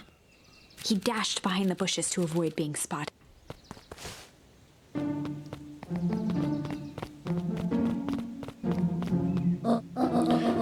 So we all understand our roles. You can count on me. I still think we need more time. This wasn't the original plan. Paused, shifting his eyes to one side. We're all in danger now. I, for one, refuse to sit idly by while the danger persists. Refusal. Hiram, you just keep your wits about you. Tolliver took one long, quiet breath. You're right, you can count on me. I just wish we could have made that deal with Harris Valentine. Her resources would have still come in handy. As I said, I had no time to contact her after your call this morning. Plans change. How is Luca holding up? He's fine. We shouldn't lose sight of the fact that this is all... I know very well what all this is for. We have no choice. Operation Sparkplug has new objective. Are we in agreement? The three shared a determined look. Good. We'll reconvene after the festival.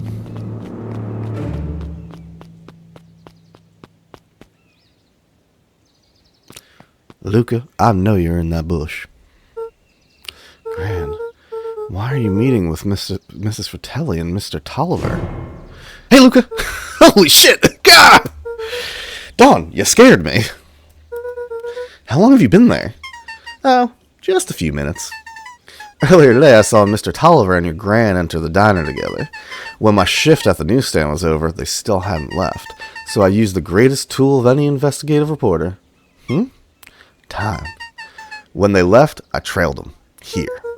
What do you think they're up to? Whatever it is, they seemed organized and determined. They mentioned the festival. Yeah, I heard that too. Has your Gran been doing anything different recently? Anything strange? She got a phone call this morning and rushed out the door. Call from Hiram Tolliver, it seems. She was either furious or terrified, or both. Luca, be careful out there. I think we might be in the middle of the scoop of his lifetime. I will. Aren't you coming out? Nah, I'm gonna stake out here for a bit longer. See you, Luca. Just slowly crouch, creep behind the bush. That's awesome. What are these fools up to, huh? I did it. I changed the sign. Splendid. Did anyone see you? I don't believe so. You were right. It was simple enough to just rearrange the letters. Odd choice for a prank, though.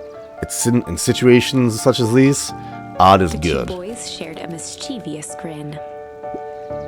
Can't wait for everyone to see the big reveal. It should be quite memorable. Let's make ourselves scarce for now.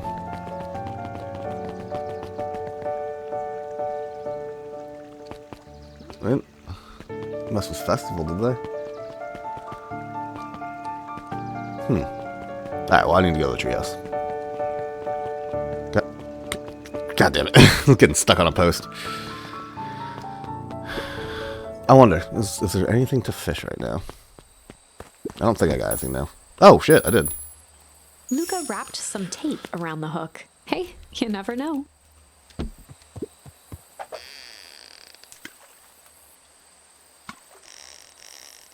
Alright, let's see if we get something good.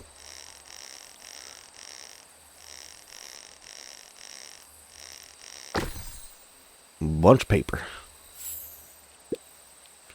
I got a bunch of big words written on it. Let's see that. We regret to inform you that your application for property rights with respect to the Beacon Pines CBD and surrounding area has been rejected. Who's that for? Applicant Valentine Estate. Good. Good.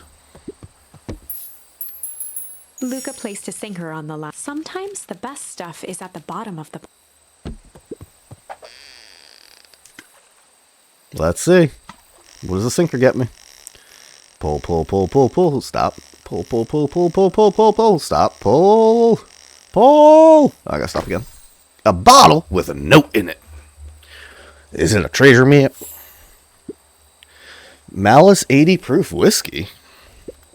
A hard liquor for a hard man. Well, if you're drinking it while you're hard, it'll get soft. Best to leave that be. Takes a real piece of work to leave something like that lying around. Alright, well, that's everything I had.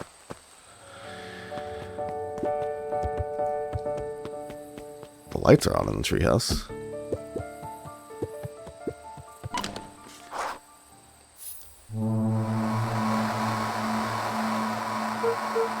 Rollo, are you there? I'm at the treehouse now, Rollo. Mr. Care said you were alright. What happened out there? Dang it, Rollo, where are you?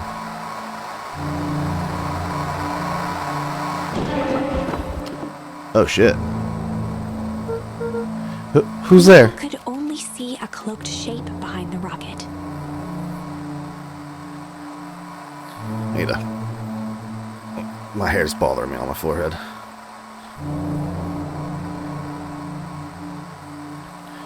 Okay. I've got weapons in here, so you better come right out. Strange Now. to hear as a muffled voice began.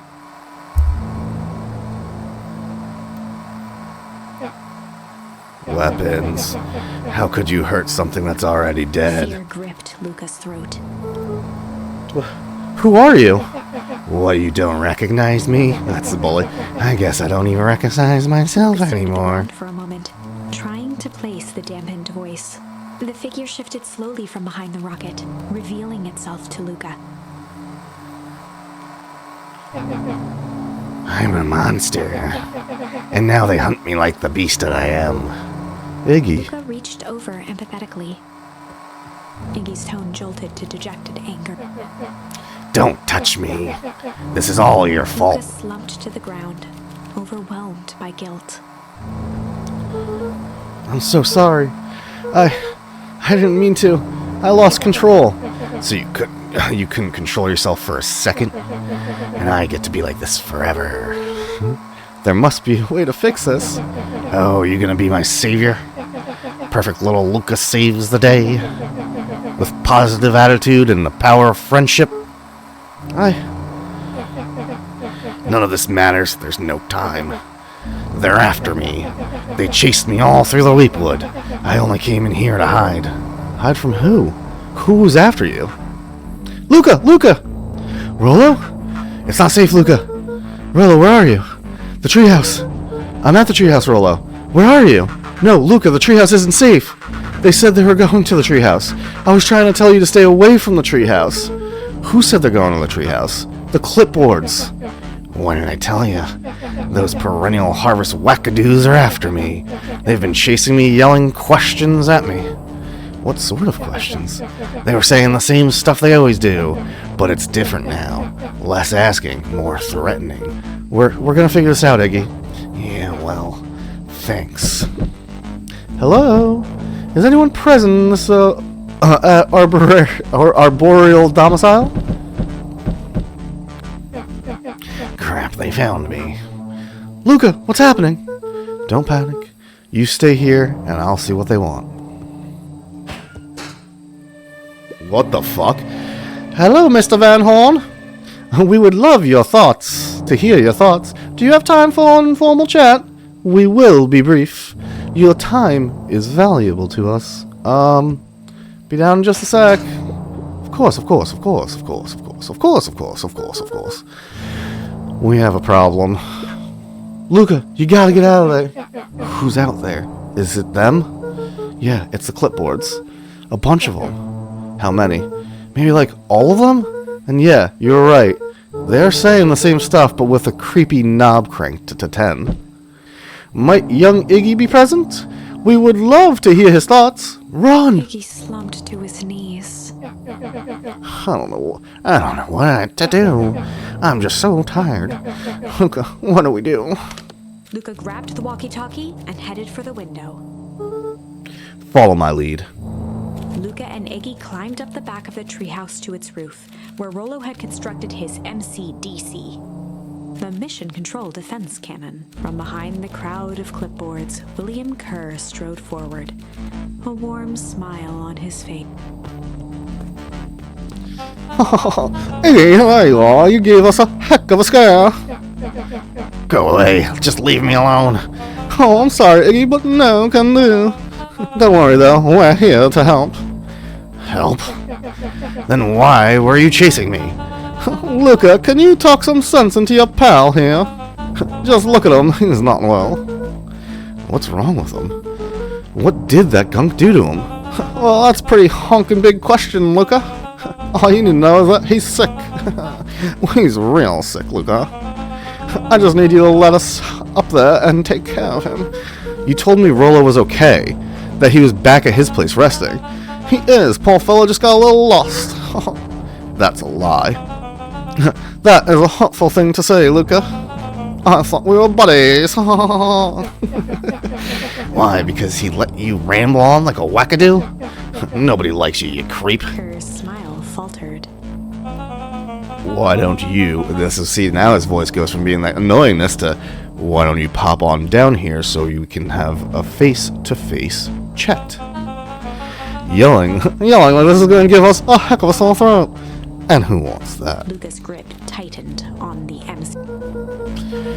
What did you do to Rollo, you liar? Well, shucks, Luca. Only a teeny tiny fib I told you. He was that he was at home. He's resting and he is perfectly safe. For now, at least. What happens to him next is up to you, Luca. Look around. You're in quite a pickle, and I'm the only person in the whole wide world who can help you. You get to decide how this ends. Luca's mind raced. He was caught in a trap. What do you do when there's no hope? He wiped his cheeks with a sleeve. What are you gonna do, Luca? Luca drew himself up and decided to take the only option they had left. We gonna fight, bitch? Luca drew himself up and decided to take the only You're a monster anyway, Iggy. Let's rip them limb from limb. He swung the Mission Control Defense Cannon around, aiming it confidently at the smirking face of William Kerr. Hey, Mr. Kerr. He summoned his most insolent demeanor. Rollo sends his regards. Ah, shit. Hi. Hey. That was uncalled for. More than a little rude. And just plain unsanitary. Luca, I really did think we were good pals. What a shame it's come to this. Turned his back on the two boys. And this. With a nonchalant wave of the hand, he made his exit.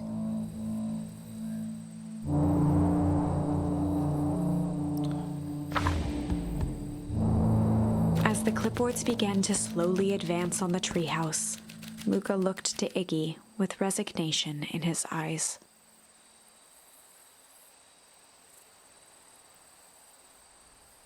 Weird. Sorry. The end. That escalated quickly. Maybe discretion was the better part of valor here. Let's put a pin in this for now.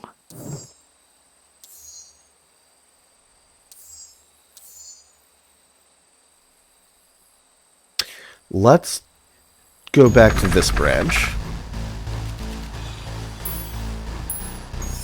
Stories about struggle. I want to get this ending. Struggle.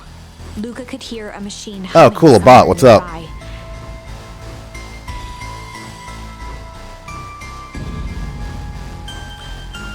He felt around wildly, searching for something, anything that could help. His hands found a hard object, maybe a tile?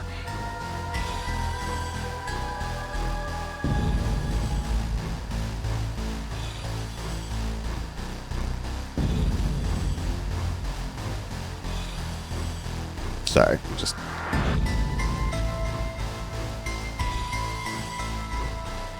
dealing with the bot, sorry. Okay. He yanked it free, lifting the cold stone. Let me go! Luca swung the tile as hard as he could at the shape that still held fast to his leg. He heard the crack of glass as the stone hit the assailant's mask. With a muffled yelp, the hand let go. There we go. Luca was free and scrambled to the door. He never looked back once on the long run home. Chapter 3. Oh! This is a whole different story. Everything's fine. The next morning, it was quieter than usual at the breakfast table. Only the sound of silverware and chewing interrupted the... I finished John. Ah, we went through this. I'm going to go a little faster through this one.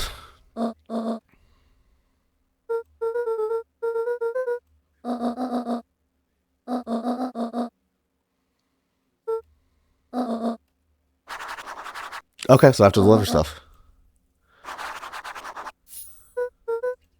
Oh, and Mr. Nuncreed? He said he wanted some more. I suspected as much. Yes, he seems to have taken a particular interest in my jam. Talking about that Granny Ussie. There's some extras in the basket for the enthusiastic gentleman. Just make sure Fratelli and Tolliver get the ones up top. No problem. Off with you now, while the day is still young.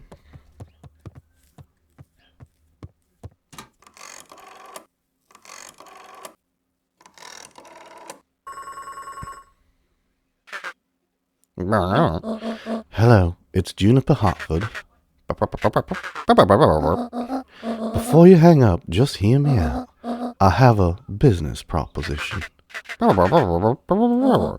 The simple matter is we both have the same problem that needs solving. Very well, we can meet tonight. Cool. What? Oh, grab this. We're gonna go deliver some jams. Some of that granny jam. Okay. Sorry about yesterday. Roxy can be so annoying. But good news? No more boring chores for me today. Did you make it to the old Valentine warehouse? Yeah, dude, I'm going through time and shit, and shit's whack. So, what did you find? Give me that dirt. Something happened. There was something else there. What? Who was it? Was it aliens? I knew it would be aliens. No. Zombies? No. Alien zombies? What else could it possibly be? Rolo. I've got to deliver these jams to town first. We can catch up after. Oh, is it a whole thing? It sounds like a whole thing. Yeah, we shouldn't talk about it here. Meet me at the treehouse tonight. I'm not sure what this treehouse is that you speak of. Meet me at Mission Control. Roger that, Space Cadet. Jesus Christ, Rolo. Let's go deliver some jam. Oh, he's in a different place than normal. Wait, watch your step. Oh, sorry. There's a whole family of beetles here. They've gone missing. I thought they just sort of wandered around. Everyone has a home, Luca. Even beetles. Clipped the soles of his sandals. I think we're okay. It's weird that they're gone. They went missing when the festival preparations began. You think the noise scared them away? Something like that. Just watch where you step, okay? Alright. Little bug boy. I need to go deliver some jams. My grandma's jam.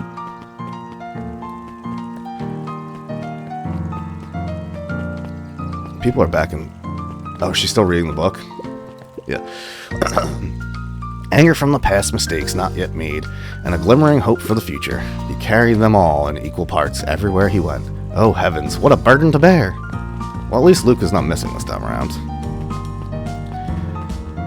You're still studying? You guys still having that conversation? Okay.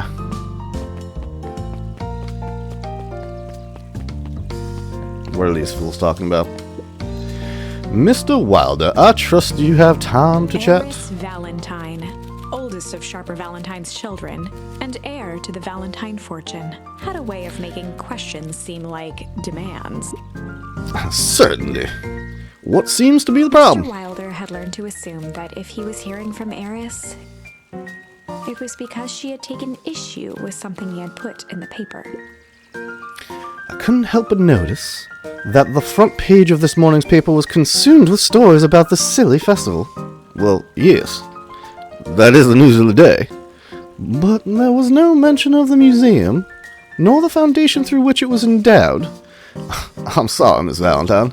My readers are more so interested in this town's future, rather than any one family in particular. There was a time, Mr. Wilder, when the goings-on of my family was the only thing this town cared about. Well, things change, ma'am. And you know, change is dangerous. If you finish that thought, I will make that monocle a permanent fixture of your anatomy. My apologies. Good day, Miss Valentine. Did I give you the impression this conversation was finished? Mr. Wilder averted his gaze and began to polish his monocle. Well, good day, Mr. Wilder.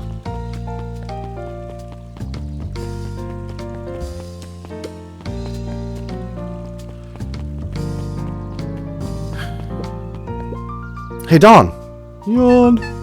Hey, Luca, what's up? They got you on a jam delivery? Yup. Have you seen the new kid around yet? New kid? Yeah, came in from the big city. Her parents both got jobs here. But, get this, one of them is working for William Kerr and the Perennial Harvest. And the other is working for Harris Valentine. And the Valentine represent Beacon Pond's past. Perennial Harvest has positioned itself as the town's future. Must be make for some interesting dinner table conversation. I can imagine. Let's get in the diner.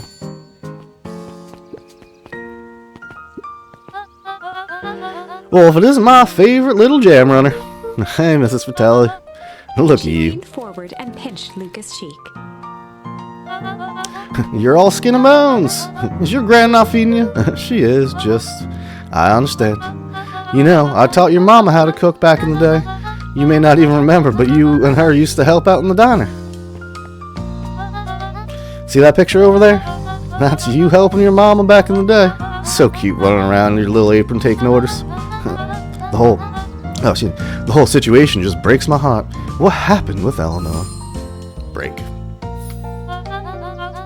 I've got a feeling she's out there somewhere, yearning to be with you again.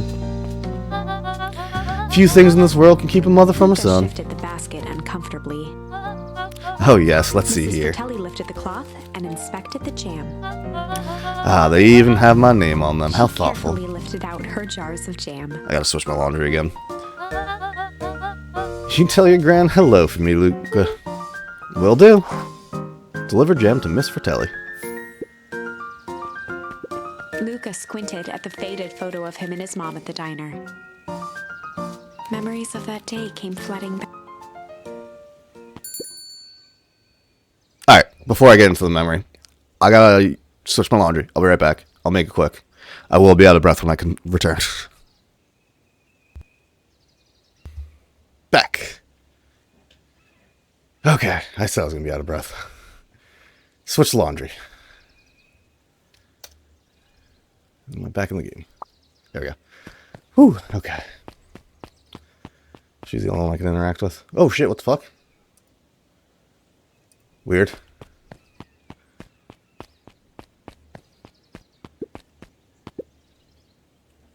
I'm ready to help, Mama. Alright, little buckaroo.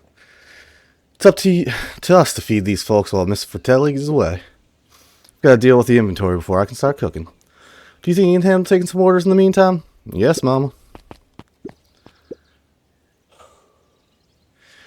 Hi, Roxy. Luca? I'm helping. Well, hopefully your work ethic will rub off on Rolo. What can I get you? I'm not feeling like a burger. How about a chicken sandwich with bacon on top? Coming right up.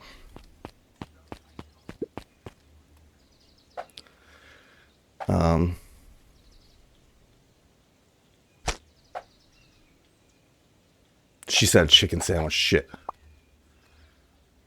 I'm making a burger. I didn't see that I was changing the actual ingredients. There we go.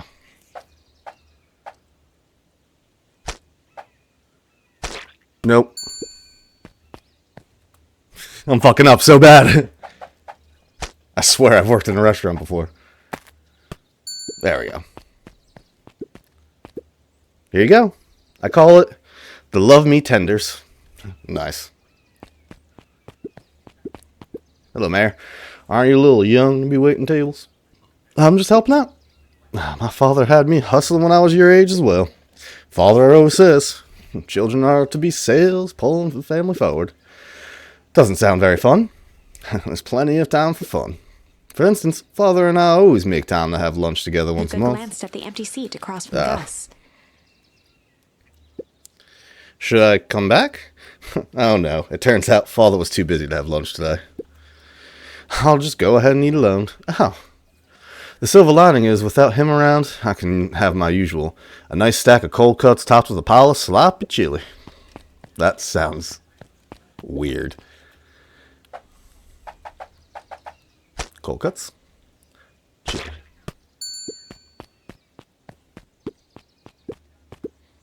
Here you are. Cold cuts with steaming hot chili on top. I call it the hot and cold. That's a perfect. Thank you.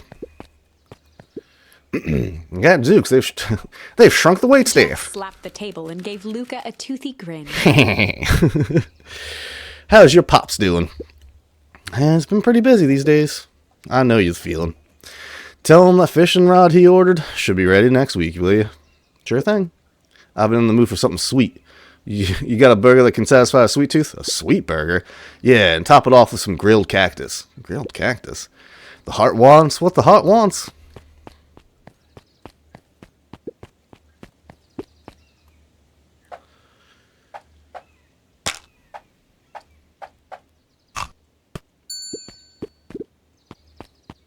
I'm making my way around anyway. Here's your order.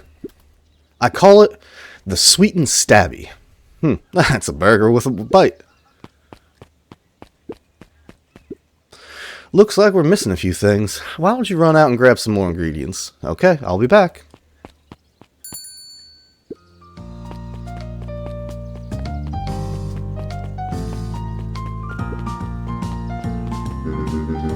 If I could just be left alone, young Mr. Van Horn. Oh, sure, sorry to bother you.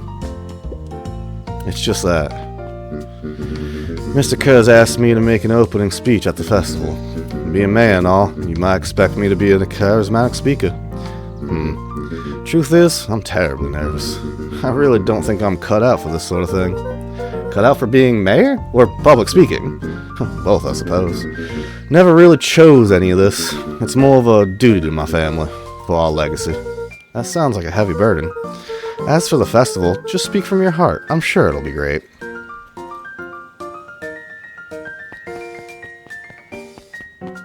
That little pupper's chugging water right now.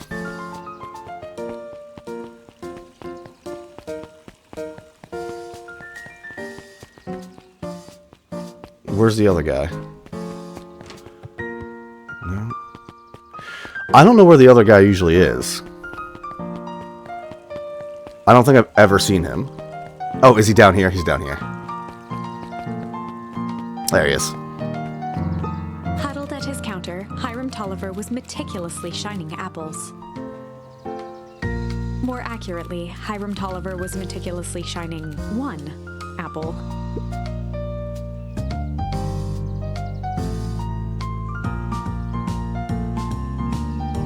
Hello? Eep. With a yelp, Mr. Tolliver fumbled the apple, flailing at the air as it fell.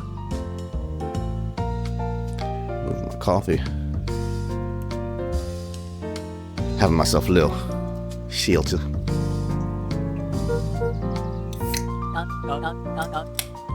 Oh no, bother, no bother. He leaned forward. Pink apple and lowered his lemon. voice.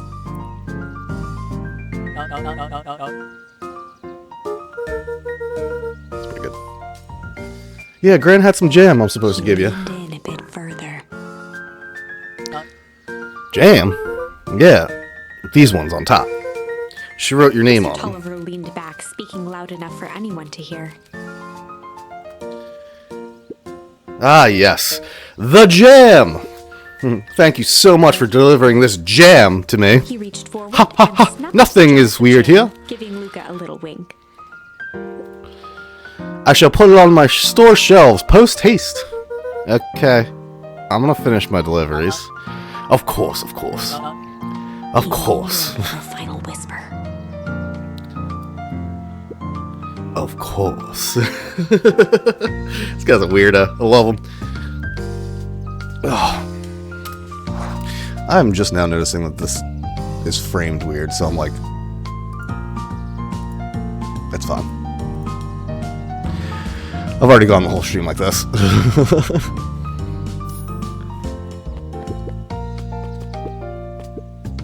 How do you keep the ice cream cold? We keep them on ice. Where do you get the ice from? I don't know. Somewhere cold? How do they keep somewhere cold? Look, Bert. Do you want ice cream or not? No, I'm good. Fucking dick.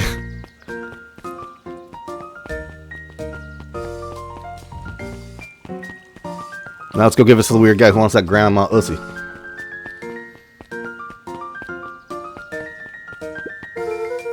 Got some jam for you, Mr. Nuncreed. Luca, you seem... Oh, wait, he talks really slow. I had to remember his voice. Luca, you seem chipper. Well, aside from being on delivery duty, it's a nice day. Mr. Nuncreed eyed Luca for a moment, then nodded in agreement. I suppose it is. So, do you want your jam?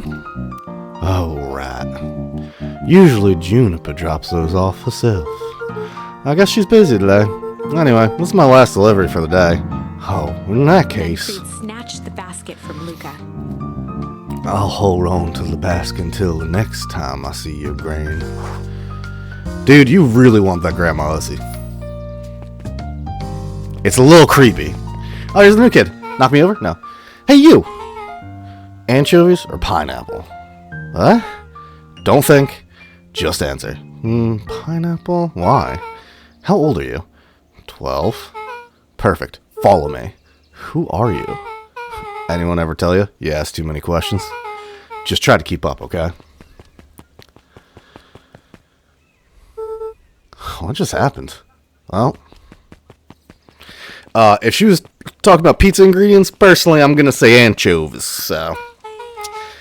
Hey, what a crazy coincidence. Here's my new friend I was just telling you about. Oh, that's wonderful.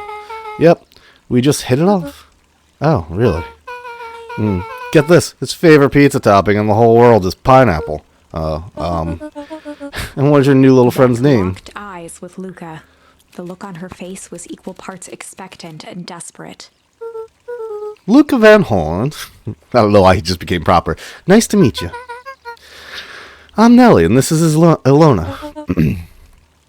We're Beck's parents. Gave Luca a quick nudge. Oh yeah, Beck told me all about you. Already feels like we've known each other for years. So you both can stop obsessing about me making friends.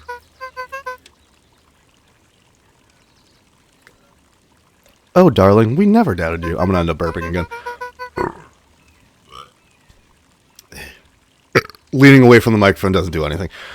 It's just that, for children with fewer than 5 close friends, the probability of a stunted development doubles. Well, 1 down, 4 to go, I guess. What Nellie means is that we just want this move to be as easy on you as possible. You can relax. A friend has been friended. This calls for a celebration. Luca, you must join us for dinner tonight. Dinner? Wow, another coincidence. I actually already asked him and he said he would love to. It's just... wonderful. In that case, we should pick up some groceries. You two don't get into too much trouble now. Wow, I can't believe that worked. Thanks a ton. You're welcome? I owe you one. My moms are great and all, but they can be a bit much sometimes. Our house is the little college next to that big mansion place. Wait, you live on the Valentine estate? Yeah, that's the spot. Meet me by the big creepy gate. Don't be late. Or I'm back to square one on this whole friend grift. Great. See you there. Meet Beck at the big creepy gate.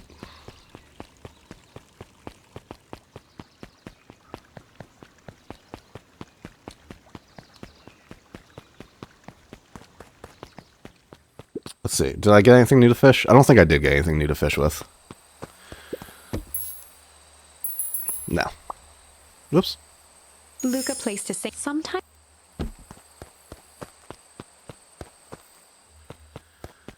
I'm sure I'll get more. Alright, let's see if Rollo's here. No, he's not. Alright, so do I just need to go meet her at the gate?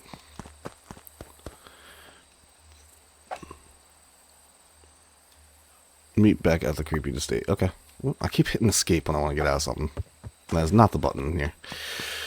Alright, let me go meet her. Maybe we'll have dinner. Yeah, we'll have dinner, then I'll meet Luca or Rollo at the tree fort. Mission control to Major Tom.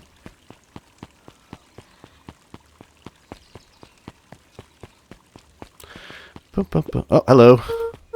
Oh, good morning, Jeff. What's good about it? Another day further down the tubes, if you ask me. Come on now, it's not all bad. The festival's coming up. A festival. Homie and Valentine used to put on cock and mammy shindigs all the time. Where'd they get us? Well, it's Perennial Harvest. Putting on this one. And they're doing it for the whole town. As far as I see it, the difference between the old Valentine Company and the new Perennial Harvest outfit Dug through his pockets for a bit. is the difference between this empty soup can and this brown banana. I don't know why I feel like I'm doing a Beavis and Butthead for him. But those are both garbage. Exactly. Alright. See you, crazy old man.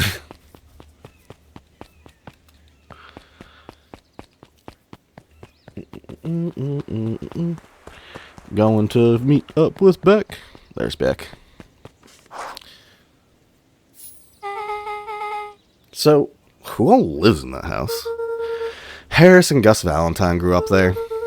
And Solomon moved in a few years back. The creepy little kid in the vest? That sounds like the one. So, just 3 people live in that huge thing? I bet a bunch of shady stuff happens all the time in that place like that. Not really. The Valentines pretty much keep to themselves. So it's empty and boring. Pretty much. What a waste. My mom says that it used to be way busier back before Sharper died. Before the foul harvest. Okay. That's like the 5th time someone mentioned the foul harvest thing. And you all use that same ominous tone. The foul harvest.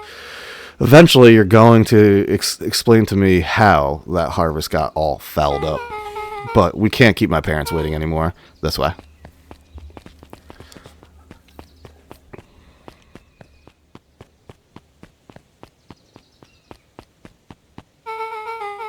Most kids would have just ditched me by this point. Why are you still here? You look like you could use some help. You know what, Luca? You're not so bad. Let's get through this as simply as possible. Just eat, smile, and nod. Fun. Great, whatever you do, don't bring up their works. I think I can handle that. Took a long breath, then gave a firm nod. Here goes nothing. Chapter 4. I want it to sit up a little bit higher, so I'm just moving everything up.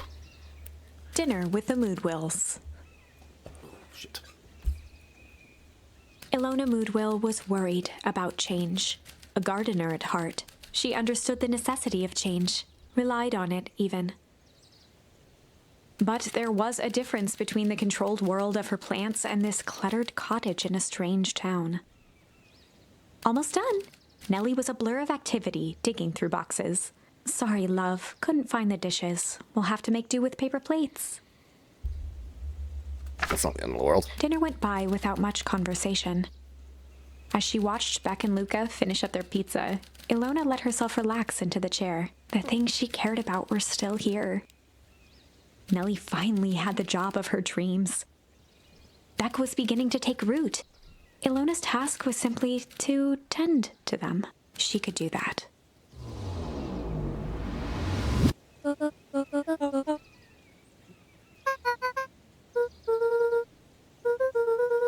Oh, geez, I need to be real. I just zoned so hard. I was like scratching my head and I just fucking smoothed my own brain out. Over on the other side of the river. Your grandma? Where are your parents? At Beck Manors. It's alright. My dad passed away in an accident at the fertilizer plant 6 years back. Oh dear. My mom's been missing for a few months now. Like, missing? His eyes were fixed to his plate, pushing a chunk of pineapple around with his finger. Nellie was the one who eventually broke the silence. Luca, how did you like the pizza? Oh, it was good. Very good. Normally we'd have put more effort into dinner. Nervously gestured toward the boxes. We aren't fully settled in, and Beck had mentioned that it's your favorite. I'm sorry, are we just skipping the part where he said his mom was missing? Beck! I'm sorry, Luca. This move is us a little tired. Wiped his face with his sleeve. No, it's fine. So, Beck said that you moved here for work? Beck gave Luca a swift kick under the table. Oh. I mean, what brought you to Beacon Pines? Oh, you were right the first time. We're here for work. Nellie won't tell you this, but she's a brilliant chemist. I don't know about brilliant, but I do love it. She's brilliant. Perennial Harvest just made her the newest lead researcher of deep engineering. She makes it sound more impressive than it is. I'm just happy that I get to make a difference in the world. Perennial Harvest is at the forefront of evolving agriculture into something more useful than sprinkling water and excrement on the ground. Luca glanced over to Beck. She seemed to be holding her breath. What Nellie means, Luca, is that there are different ways to grow plants. Yes, some people talk to their plants and hope for the best, and some people happily leave their job to allow a loved one to pursue their dream. Oh, Jesus. You swore you Beck didn't. Slammed her fist into the table. Oh, Jesus Christ. Perhaps harder than she intended. Hey, Luca. How about some dessert? I actually have to meet my friend Rollo Luca soon. glanced outside to gauge the time. The sky was darker than he expected, filled with... Looks like there's a storm brewing. I should get going. Excuse me. I didn't think there was any rain in the almanac. Yeah, almanacs aren't that useful Luca around wiped here. his mouth one last time with his napkin and started to get up. Thank you all for the pizza. It was really good. See you at the festival, Beck?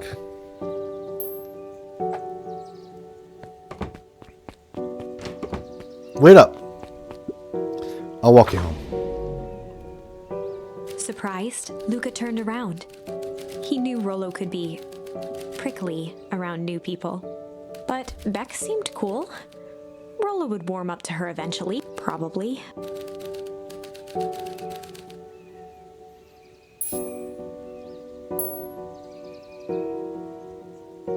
Let's say they break. Luca began to respond, but the sky answered for him as the clouds above began to break, revealing patches of star-filled summer night. Moonlight filtered down, shimmering in the treetops. Sure, you can meet Rollo.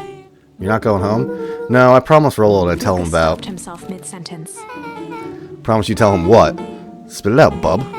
We're thick as thieves now. If there's a juicy secret, you've got to tell me. Okay? You can come to the treehouse and I'll tell you both what happened. Heck yeah. Wait, you're running ahead. You don't know where the treehouse Luca is. saw Back. Beck skulking by the gate.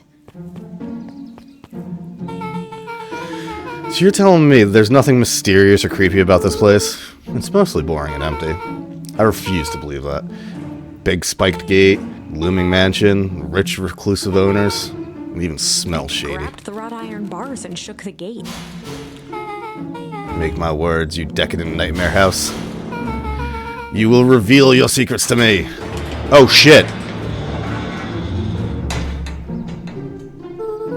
What did you do? First of all, I told you so.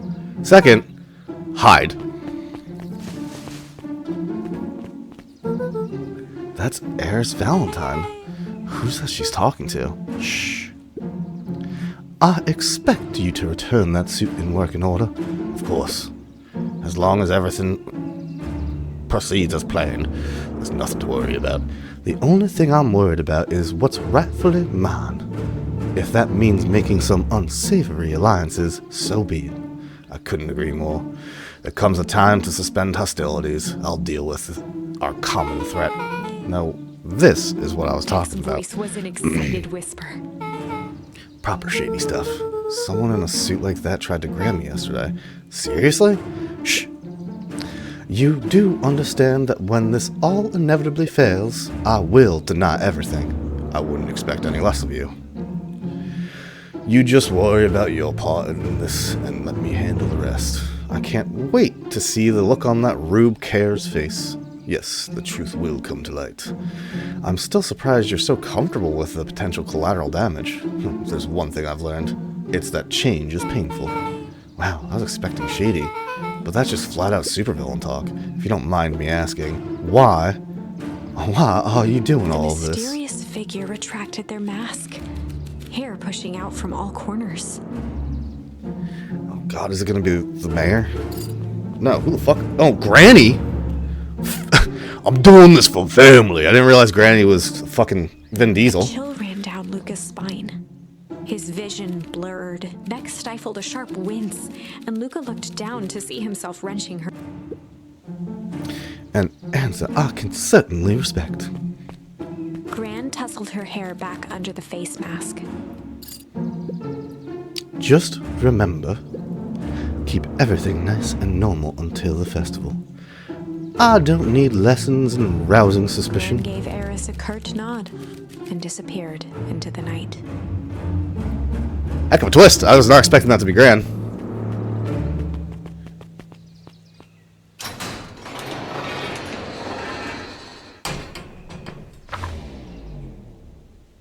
Chapter 5. What big ears you have. Huh. Lucas sat shivering in the I like that bushes, chapter name. staring at his feet. After checking to make sure the coast was clear, Beck gave him a gentle tug on his sweater.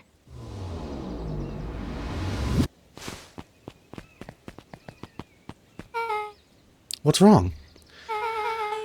You look like you've seen a ghost. Why were you so scared of that old lady in the hazmat suit? That's my gran. That was your gran? Yeah. Okay, well, I'm sure there's a perfectly reasonable explanation for all of this. Let's just get to the treehouse and figure things out there. Lead the way.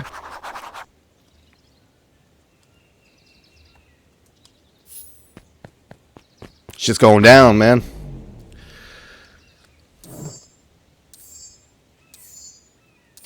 I'm literally on a completely different branch from last time.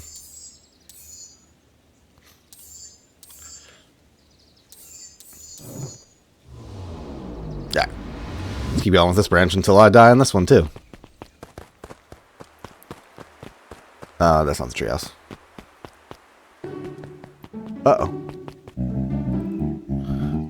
For the last time, there's nothing to worry about. Of course, we're not worried. Clipboard finished writing with a scratchy flourish and looked up. Just dotting our I's and crossing our T's. Or maybe try minding your P's and Q's. Mr. Nuncreed, arms crossed over his paunch, gave an exhausted sigh. If there's anything you need knowing, you'll know it. Absolutely. If you'll just sign here acknowledging everything is accurate, we'd be out of your hair in a flash. Oh, for the love of... He snatched the pad and scribbled his name so hard the pen nearly snapped. There. And would you like my internal soul as The well? clipboards looked at each other for a moment, almost pondering the pop, then broke into laughter as they walked away.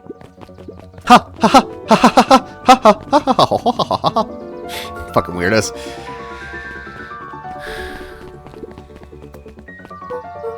Hi, Mr. Nuncreed. Luca, let me give you some advice. The next time someone you don't know asks to hear your thoughts, give them a good hard bop right in the kisser. Grant tells me to just keep away from the clipboards. That's good, that's good. Your Gran is a smart lady, Luca. Speaking of which, you better run along home now. Too dark out to be wandering on your own. Shit's getting whack. Shit, everyone's like out and about. I want to check down here first. Is anyone down here? Wonder what happens at the museum at night. Can I not go in? I can. It's just the same thing.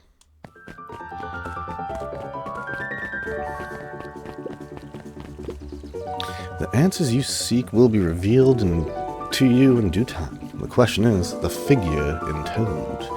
Are you prepared to live with the truth? Another day, another dollar. See you tomorrow, Z. Have you noticed how all the Perennial Harvest folks order the same drink? Decaf cappuccino with extra foam? Why? I don't know. Just thought it's a little odd. Pretty weird for sure. Well, customer's always right. See you bright and early tomorrow. Can't wait. I wonder if our one friend's still studying. I better not dilly-daddle. Gotta get to the treehouse. Okay, alright. I dilly-daddled too much already. Ruh-roh. William Kerr and Gus Valentine proudly surveyed the half-covered festival banner. It's all coming together nicely. Couldn't have done it without The you. mayor gave a half-hearted shrug. I'm not so sure about this. Nonsense. That reminds me, I wasn't able to thank your sister for her contributions. Yes, she has been indisposed of late. She doesn't much like me, does she? Oh no, it's not like that. At all, she's just been busy. Of course. Regardless, I would be forever grateful if you could pass on my thanks to her. The History Museum adds a real air of importance to the whole affair. And we couldn't very well celebrate the story of Beacon Pines without including the Valentines. My father was a great man. You're damn tootin' he was. Kerr locked his arm on Gus's shoulder. But I mean the entire Valentine family, present company included. Can I ask you something, Mr. Kerr? Call me William. Ask why. William, why are you doing all of this? Gosh, I never felt one needed a compelling reason to throw a party. Not just the festival. All this. There's got to be 100 down on their luck towns out there. Why is Perennial Harvest so invested in helping Beacon Pines? You know what I love most about the agricultural business? Seeds. Seeds. Yep, little bundles of potential. With a glimmer in his eye, Kerr gestured grandly toward the horizon. You treat the seed right, nurture and feed it, and it can grow into something truly special. You suppose you see potential here? Undoubtedly, the seed of greatness is already under our feet. All it needs is a little nudge, and the right leadership, of course. Good night, Mayor Valentine. Such a little douchebag. He lives in his office. Yep. He's a clone. He's a fucking clone. Oh, this is nice. Yeah, the treehouse is just a little further from here. So what's your buddy Rollo like? Rollo? He's Rollo. Not particularly helpful. Sorry, I've just never thought about it. Lots of energy. He's funny, even when he's not trying to be. Things have been tough for his family since the foul harvest. So damn time you tell me what this foul harvest thing is. It's kind of a long story. Well, hit me with the highlights. Okay. There used to be a fertilizer company called Valentine's. They were kind of a big deal. Oh, big deal fertilizer. It was a big deal to us. Their stuff really worked. Farmers loved it. So Valentine's grew and grew. Beacon Pines pretty much grew around it. Most everyone in town either worked for Sharper Valentine or used his fertilizer. Things were good. I'm sensing the big but. Around 6 years ago, Sharper Valentine suddenly died, and something changed. Changed how? Could have been a bad batch. Maybe it was in the water or air or soil. Nobody knows. But all the crops died, and everyone blamed the Valentines. The foul harvest. Yeah. Valentine's fertilizer went out of business. Half the town lost their jobs. Sheesh. The next year, the crops came back, but something was different. You plant a crop, do everything right, and it's sort of a crapshoot what happens. No one knows why. Nope. I take it Rollo's farm got the short end of the stick. Yep, for some reason their farm was hit harder than others. That sucks. Things have gotten better since Perennial Harvest came to town. The Beacon Pines Reborn Initiative. Yep, first thing they did was give the town a deep scrub. They even put us up in hotels, one town over for a week. Well, they decontaminated the groundwater. Something sketchy there. We better get going. Oh, so it only gets weird cropped when I'm in conversation. Okay. Meet up with Rollo. Jeez, it's about time. I was about to give up and go home. Who's the new kid? Name's Beck. You must be Rollo. I see my reputation precedes me. Welcome to Mission Control. Rollo waggled his head with pride. You'll find we've spared no expense on the construction. I've seen worse looking piles of junk. Thanks. Hey, Luca. You know security concerns we talked about? Yeah? While I was waiting, I made some improvements. Let me lock this baby down for a little test infiltration. Can't be too safe these days.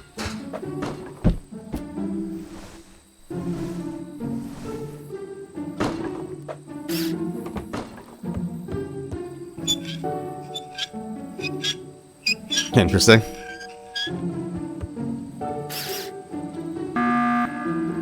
Jesus Christ, Rollo. He goes all out, doesn't he? Always. Lavish.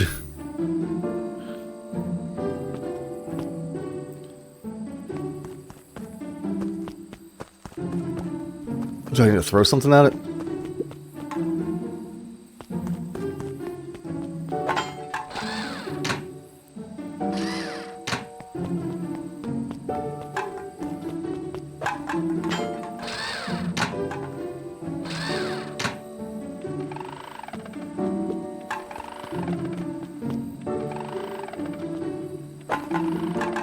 Shit. What the fuck?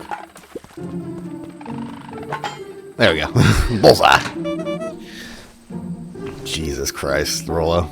Please have that be the only time in the game I have to do that. Where'd you guys get all this junk in the first place? There's a guy in town named Jeff who trades us junk for snacks. Junk food for junk. Nice.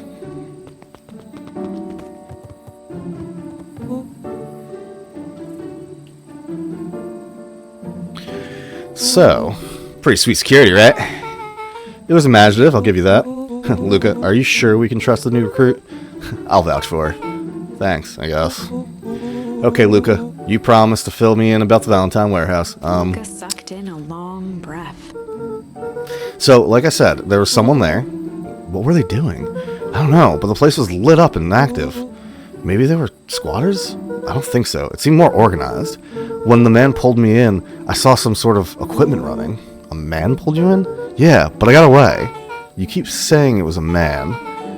They were wearing a mask, right? Yeah. Then it could have been a woman. How did you get away? I grabbed a rock or something and I broke their mask. They let go and I ran. Dang. That's intense. No wonder you freaked out when you saw your grandma. Yeah, that's the other part. On our way here, Beck and I saw Eris Valentine meeting with Gran, wearing the same sort of hazmat suit. A low whistle. And they weren't there for idle chit-chat. Sorry. It's like warm in here, then cold, then warm, then cold. It's just fluctuating. It was a proper clandestine meetup. So let me get this straight. There's an operation of full swing at the Valentine warehouse. You were almost abducted by a strange man or woman in a protective suit. Then you saw your gran in the same suit talking to Eris Valentine? Pretty much. I'm beginning to think this town is kind of awesome. Rollo and Luca shot back a look. No offense. And so, we can logically conclude aliens or alien zombies have infiltrated this town, and their leader is your gran, and she tried to murder you. First of all, and for the last time, there are no aliens. Second, it couldn't have been my gran at the warehouse. I broke the person's mask to get away. The mask Gran was wearing wasn't damaged. But she's definitely hiding something. Maybe. Your gran is weird, but she might be the most boring person in the universe. All she does is sit around all day making jam. What could possibly have got Todd? I don't know. We haven't talked much since she moved in. Moved in? Your gran isn't from here? No, she came a few months back to take care of me after his mom went missing. Did you know your gran before? Not really, no. It'd been years since I'd seen her. Luca, don't take this the wrong way. But are we sure your gran is on the up and up? Luca gazed out the window. Fuck. My head gets itchy when I'm wearing the fucking beanie. I'm just saying. Sounds strange. Stuff has been happening since she showed up. We could say the same about your family. But you're right. Luca, your grand's hiding something. And Pa always says, folks only bury stuff worth digging up. We need to investigate your house. If my grand really is hiding something, don't you think I would have noticed by now? That's kind of the whole point of hiding something. I guess you're right. Grand's been leaving the house for hours at a time this week. I'll call you tomorrow when the coast is clear. And we can start getting to the bottom of this. I'm always game for a good snoop. You can count me in. Chapter 6.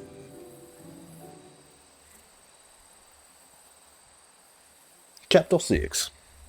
Secret lair. Summer forged ahead, but the nights only seemed to grow colder. Luca walked home slowly under the pale starlight, cautious to avoid any more surprises lurking in the shadows. Reaching home, he slipped quietly into bed, half dreading what they might discover the next day.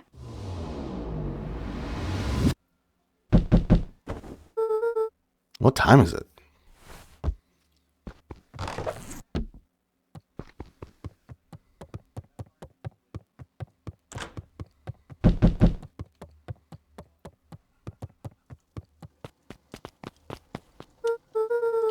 Rilla, what on earth is that? The ridiculous thing on your head. Oh, this old thing. It helps me think. You're gonna need a lot more of this. Joke all you want. We'll see who's laughing when I crack this case wide open. The coast is clear, right? Yep, whatever she's been up to this week. It's been keeping her busy most of the day. Very well. The game is afoot. Luca and Beck rolled their eyes as Rollo strutted across the room. If I were a gran, where would I hide my deepest, darkest secrets? Perhaps where you might least expect it. Rollo flung open... Aha! Coughed as a veil of dust hit his... I think it's safe to assume anything that dusty isn't what we're looking for. Or maybe that's what she wants you to think. Then again, any good detective knows not to trust a first hunch. First hunches are for suckers. Hey, Eureka! She's lit a fire in order to burn the evidence. She keeps the fire going every day, Rollo. Drat. May already be too late. Just think of the mounds of documents lost to the ash. Okay. I'm gonna stop you right there. Can we just think for a moment? Luca, is there anywhere Gran doesn't want you to go? Yeah. The closet upstairs.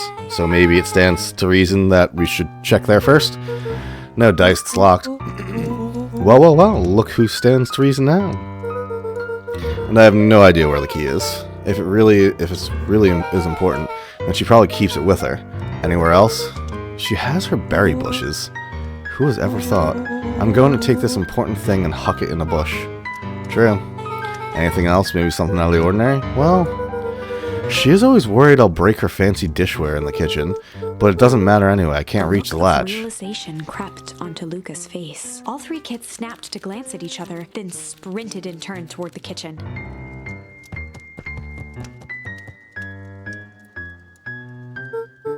Alright, Rollo.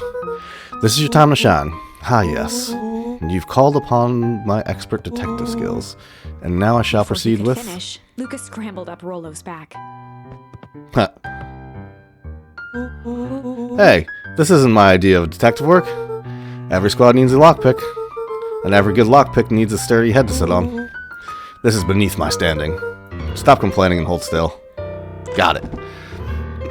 The three crowded around the hutch to peer in. With the glass doors opened, a perfect porcelain display gleamed in front of them. Their eyes searched for anything amiss, but the only distinct feature was its impeccability. Yeah, I don't really know what we were expecting. Like, oh hey, let me just yank on this random Beck teacup. pulled on one of the teacups. It slanted forward with a hollow click. The entire hutch began to rustle and slide. Interesting. Seems like your gran has been doing some remodeling. Dude, only two types of people have secret lairs. Evil masterminds and superheroes. So which one do we think she is? We're about to find out.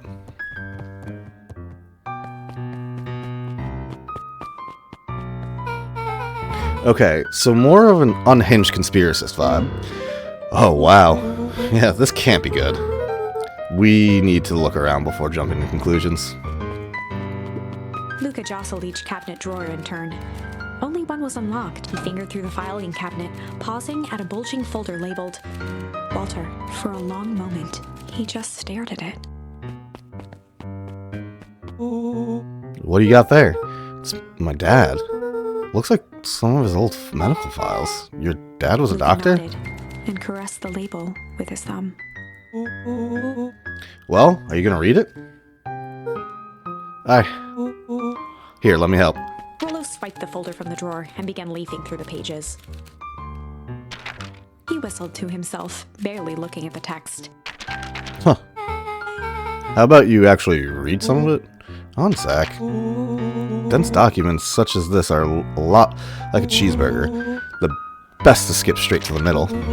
That's where all the meaty bits live. Wow, I had no idea we were in the presence of a preeminent scholar in dense documents and cheeseburgers. By all means, He proceed. stopped at a page and mimed, holding up a monocle. Ah, here we are.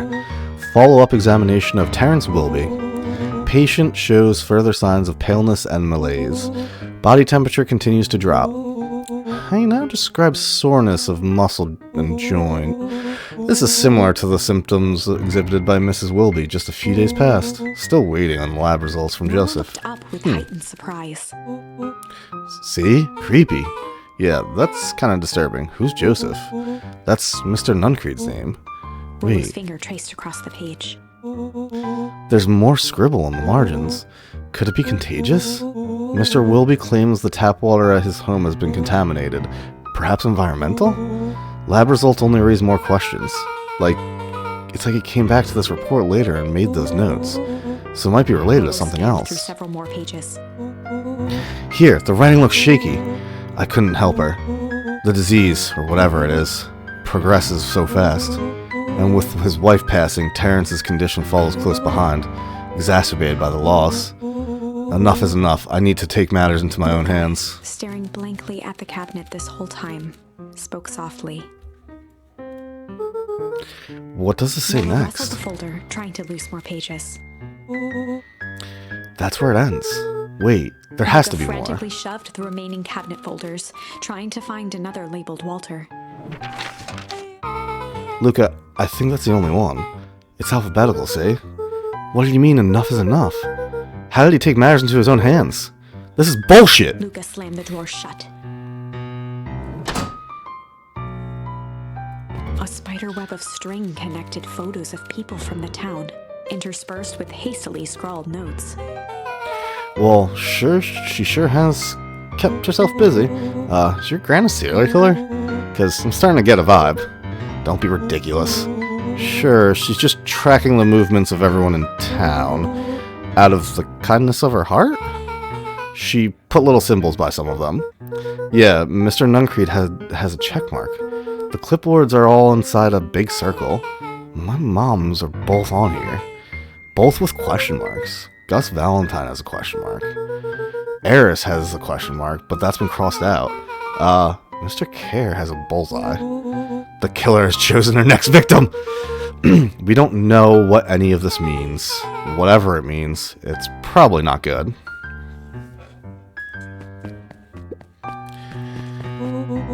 What do we have here? Barrels marked caution explosive? And jam jars? That's enough jam to feed the whole town. What kind of incendiary jam is your gran making? Heh, nice. She wouldn't have had me walk around town delivering bombs, right? Only way to find out. Casually spun open a lid and dipped his finger in the... He Huckleberries. smacked his lips.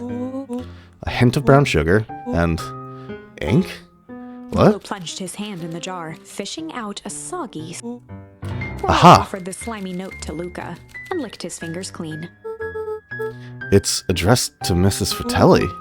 A grand jamgram? It says, last night I used the disguise Eris provided to scout the location. The timing window should be possible. Operation Sparkplug is a go. Oh man, are they doing a heist? Whatever it is, it can't be good. So, more a bombshell than a bomb, am I right? You're new here, so I'll let it slide. But I'm the bad joke guy around here.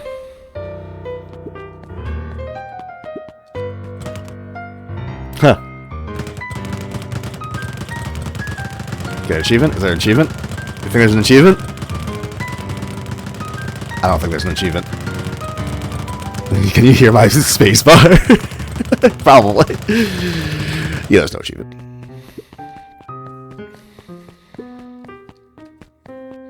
They crowded around a worn-down old map of Beacon Pines. Cool, this looks like a treasure map. Not every old map is a treasure map, Rolo. Yeah, but every treasure map is an old map. Can't fault that logic. Look, there's even a pathway drawn on it. It starts at the entrance of town. And if we follow it, Carefully traced the path with his finger. it leads straight to Down at the end point. Town Square? That's the fountain in the middle of town. What a weird place to hide a treasure. Rolo, that doesn't look like a treasure to me. The end of the path on that map has the same symbol as these explosives over here. So, it's not hiding treasure? A real bummer. Rolo, what's the thing you've been excited about for the past month? The festival! Uh-oh. Did you just say gulp? This feels like a gulp kind of situation. Everyone will be gathered near the center of town. She's gonna blow up the festival? Not if we stop her. Uh-oh. What was that? Noah looked up from the map. What was that? No, I heard it too. That was the front door. Which means someone just shut the door. Which means someone's upstairs. Shh, quiet. Hit the lights. Beck flicked off the light, and they became statues in the dark. Overhead, creaking floorboards bent under slow, deliberate steps. Creaky boards. The kids looked up, the tilt of their necks following each footfall.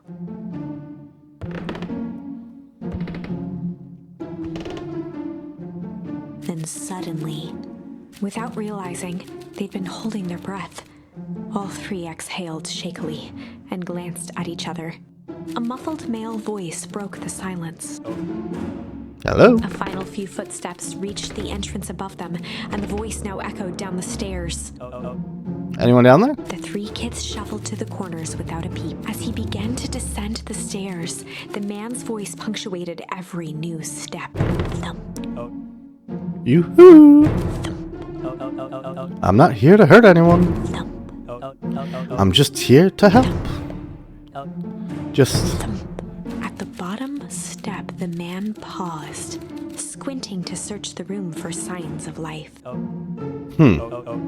Guess it's Rolo nothing. shifted suddenly.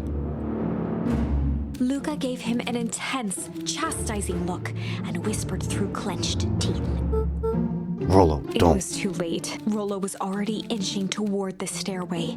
He screeched as he charged toward the shadowy figure. Uh-oh. Flaming chicken goop! With all his weight, Rolo tackled the man to the ground. Rolo? Mysterious creepy man? Anyone From there? the dark corner, they saw something move. Well, I didn't know if I had it in me. But there was only one way to find out. Holy crap, Rolo. That was awesome. Wait, did you just kill that dude? Scrambled to the hunched figure on the ground. Pressing his fingers to the man's neck, he sighed with relief. You sure clobbered him good, Rolo. Knocked out As cold. Beck flicked back on the light, Luca and Rolo both gasped in stereo. Mr. Tolliver? Chapter 7. The Interrogation of Hiram Tolliver. Still unconscious, Mr. Tolliver slumped heavily in a shoddy old chair. His hands were bound with rope, his feet tied with some loose string. The kids huddled in a circle, discussing their plan. One thing was certain, they couldn't just let Mr. Tolliver go. They needed to know what he was doing in Luca's house. After some deliberation, it was decided.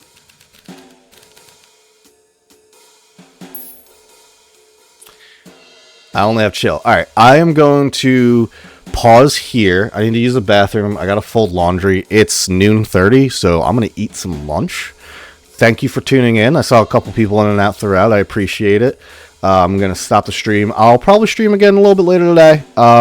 Just figuring it out. I got to eat, do some chores and stuff. So I'll probably be on again today. I'm going to do another morning stream tomorrow. So maybe I'll finish this tomorrow morning with coffee, do another coffee and chill. That'd be cool. So thanks for tuning in. Appreciate it.